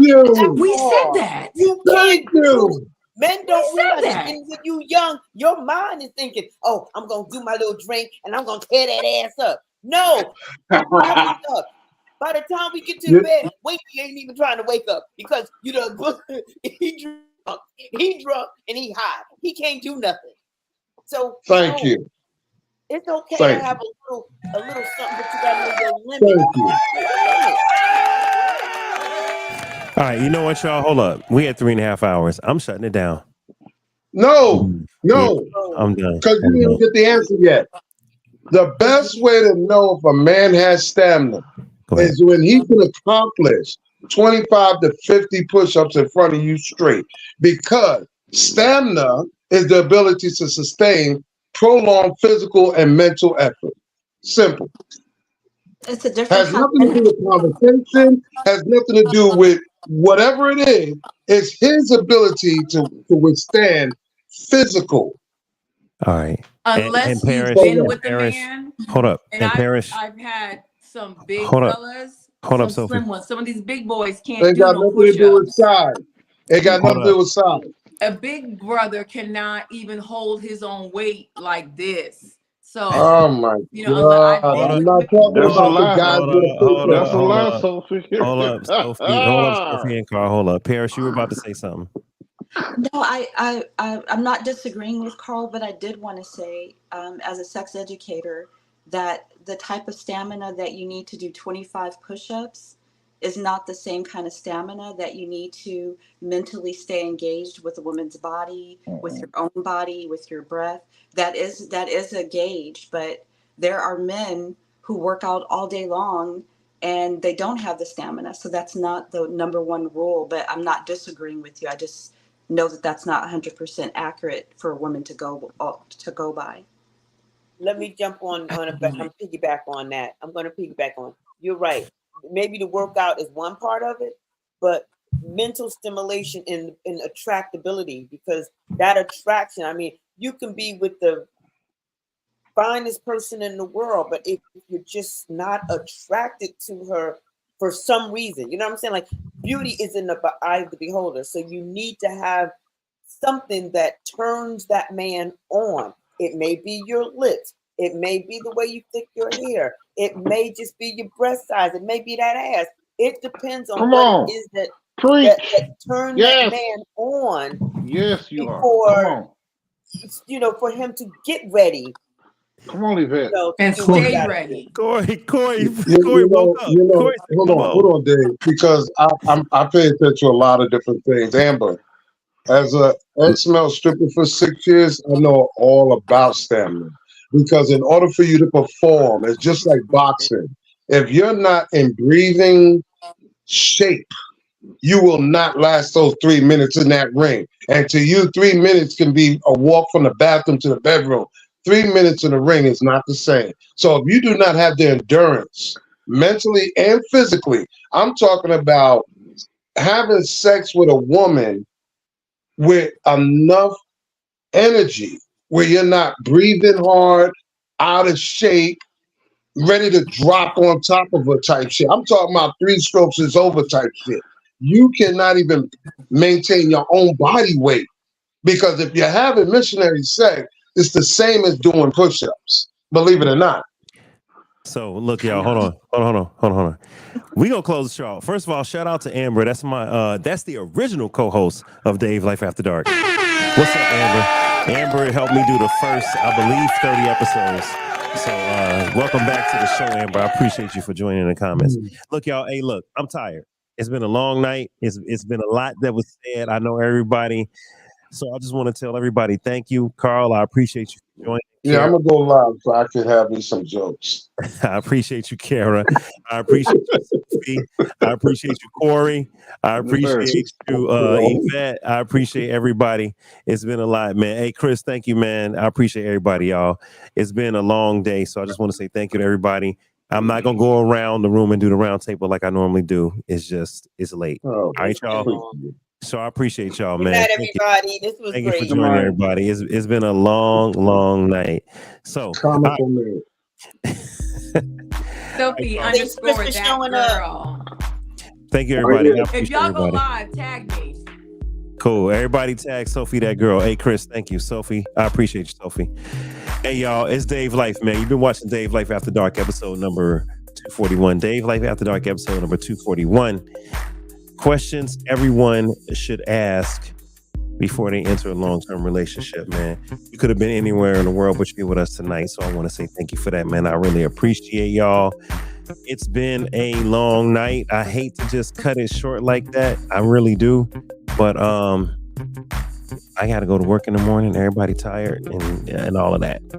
So thank you so much. Look, you guys, if you want to support Dave Life TV, hit me on the Cash App at $ Dave Life TV. Hit me on Venmo at Dave Life, man. Thank you for watching, everybody. I appreciate y'all. I'm going to check y'all out on next Thursday at 7 p.m. Pacific, 10 p.m. Eastern. I may do another show prior to that, but follow us on YouTube. YouTube.com/ Dave Life TV. All right, so make sure y'all follow us, man. I appreciate y'all. It's Dave, man. I'll holler at y'all. Peace.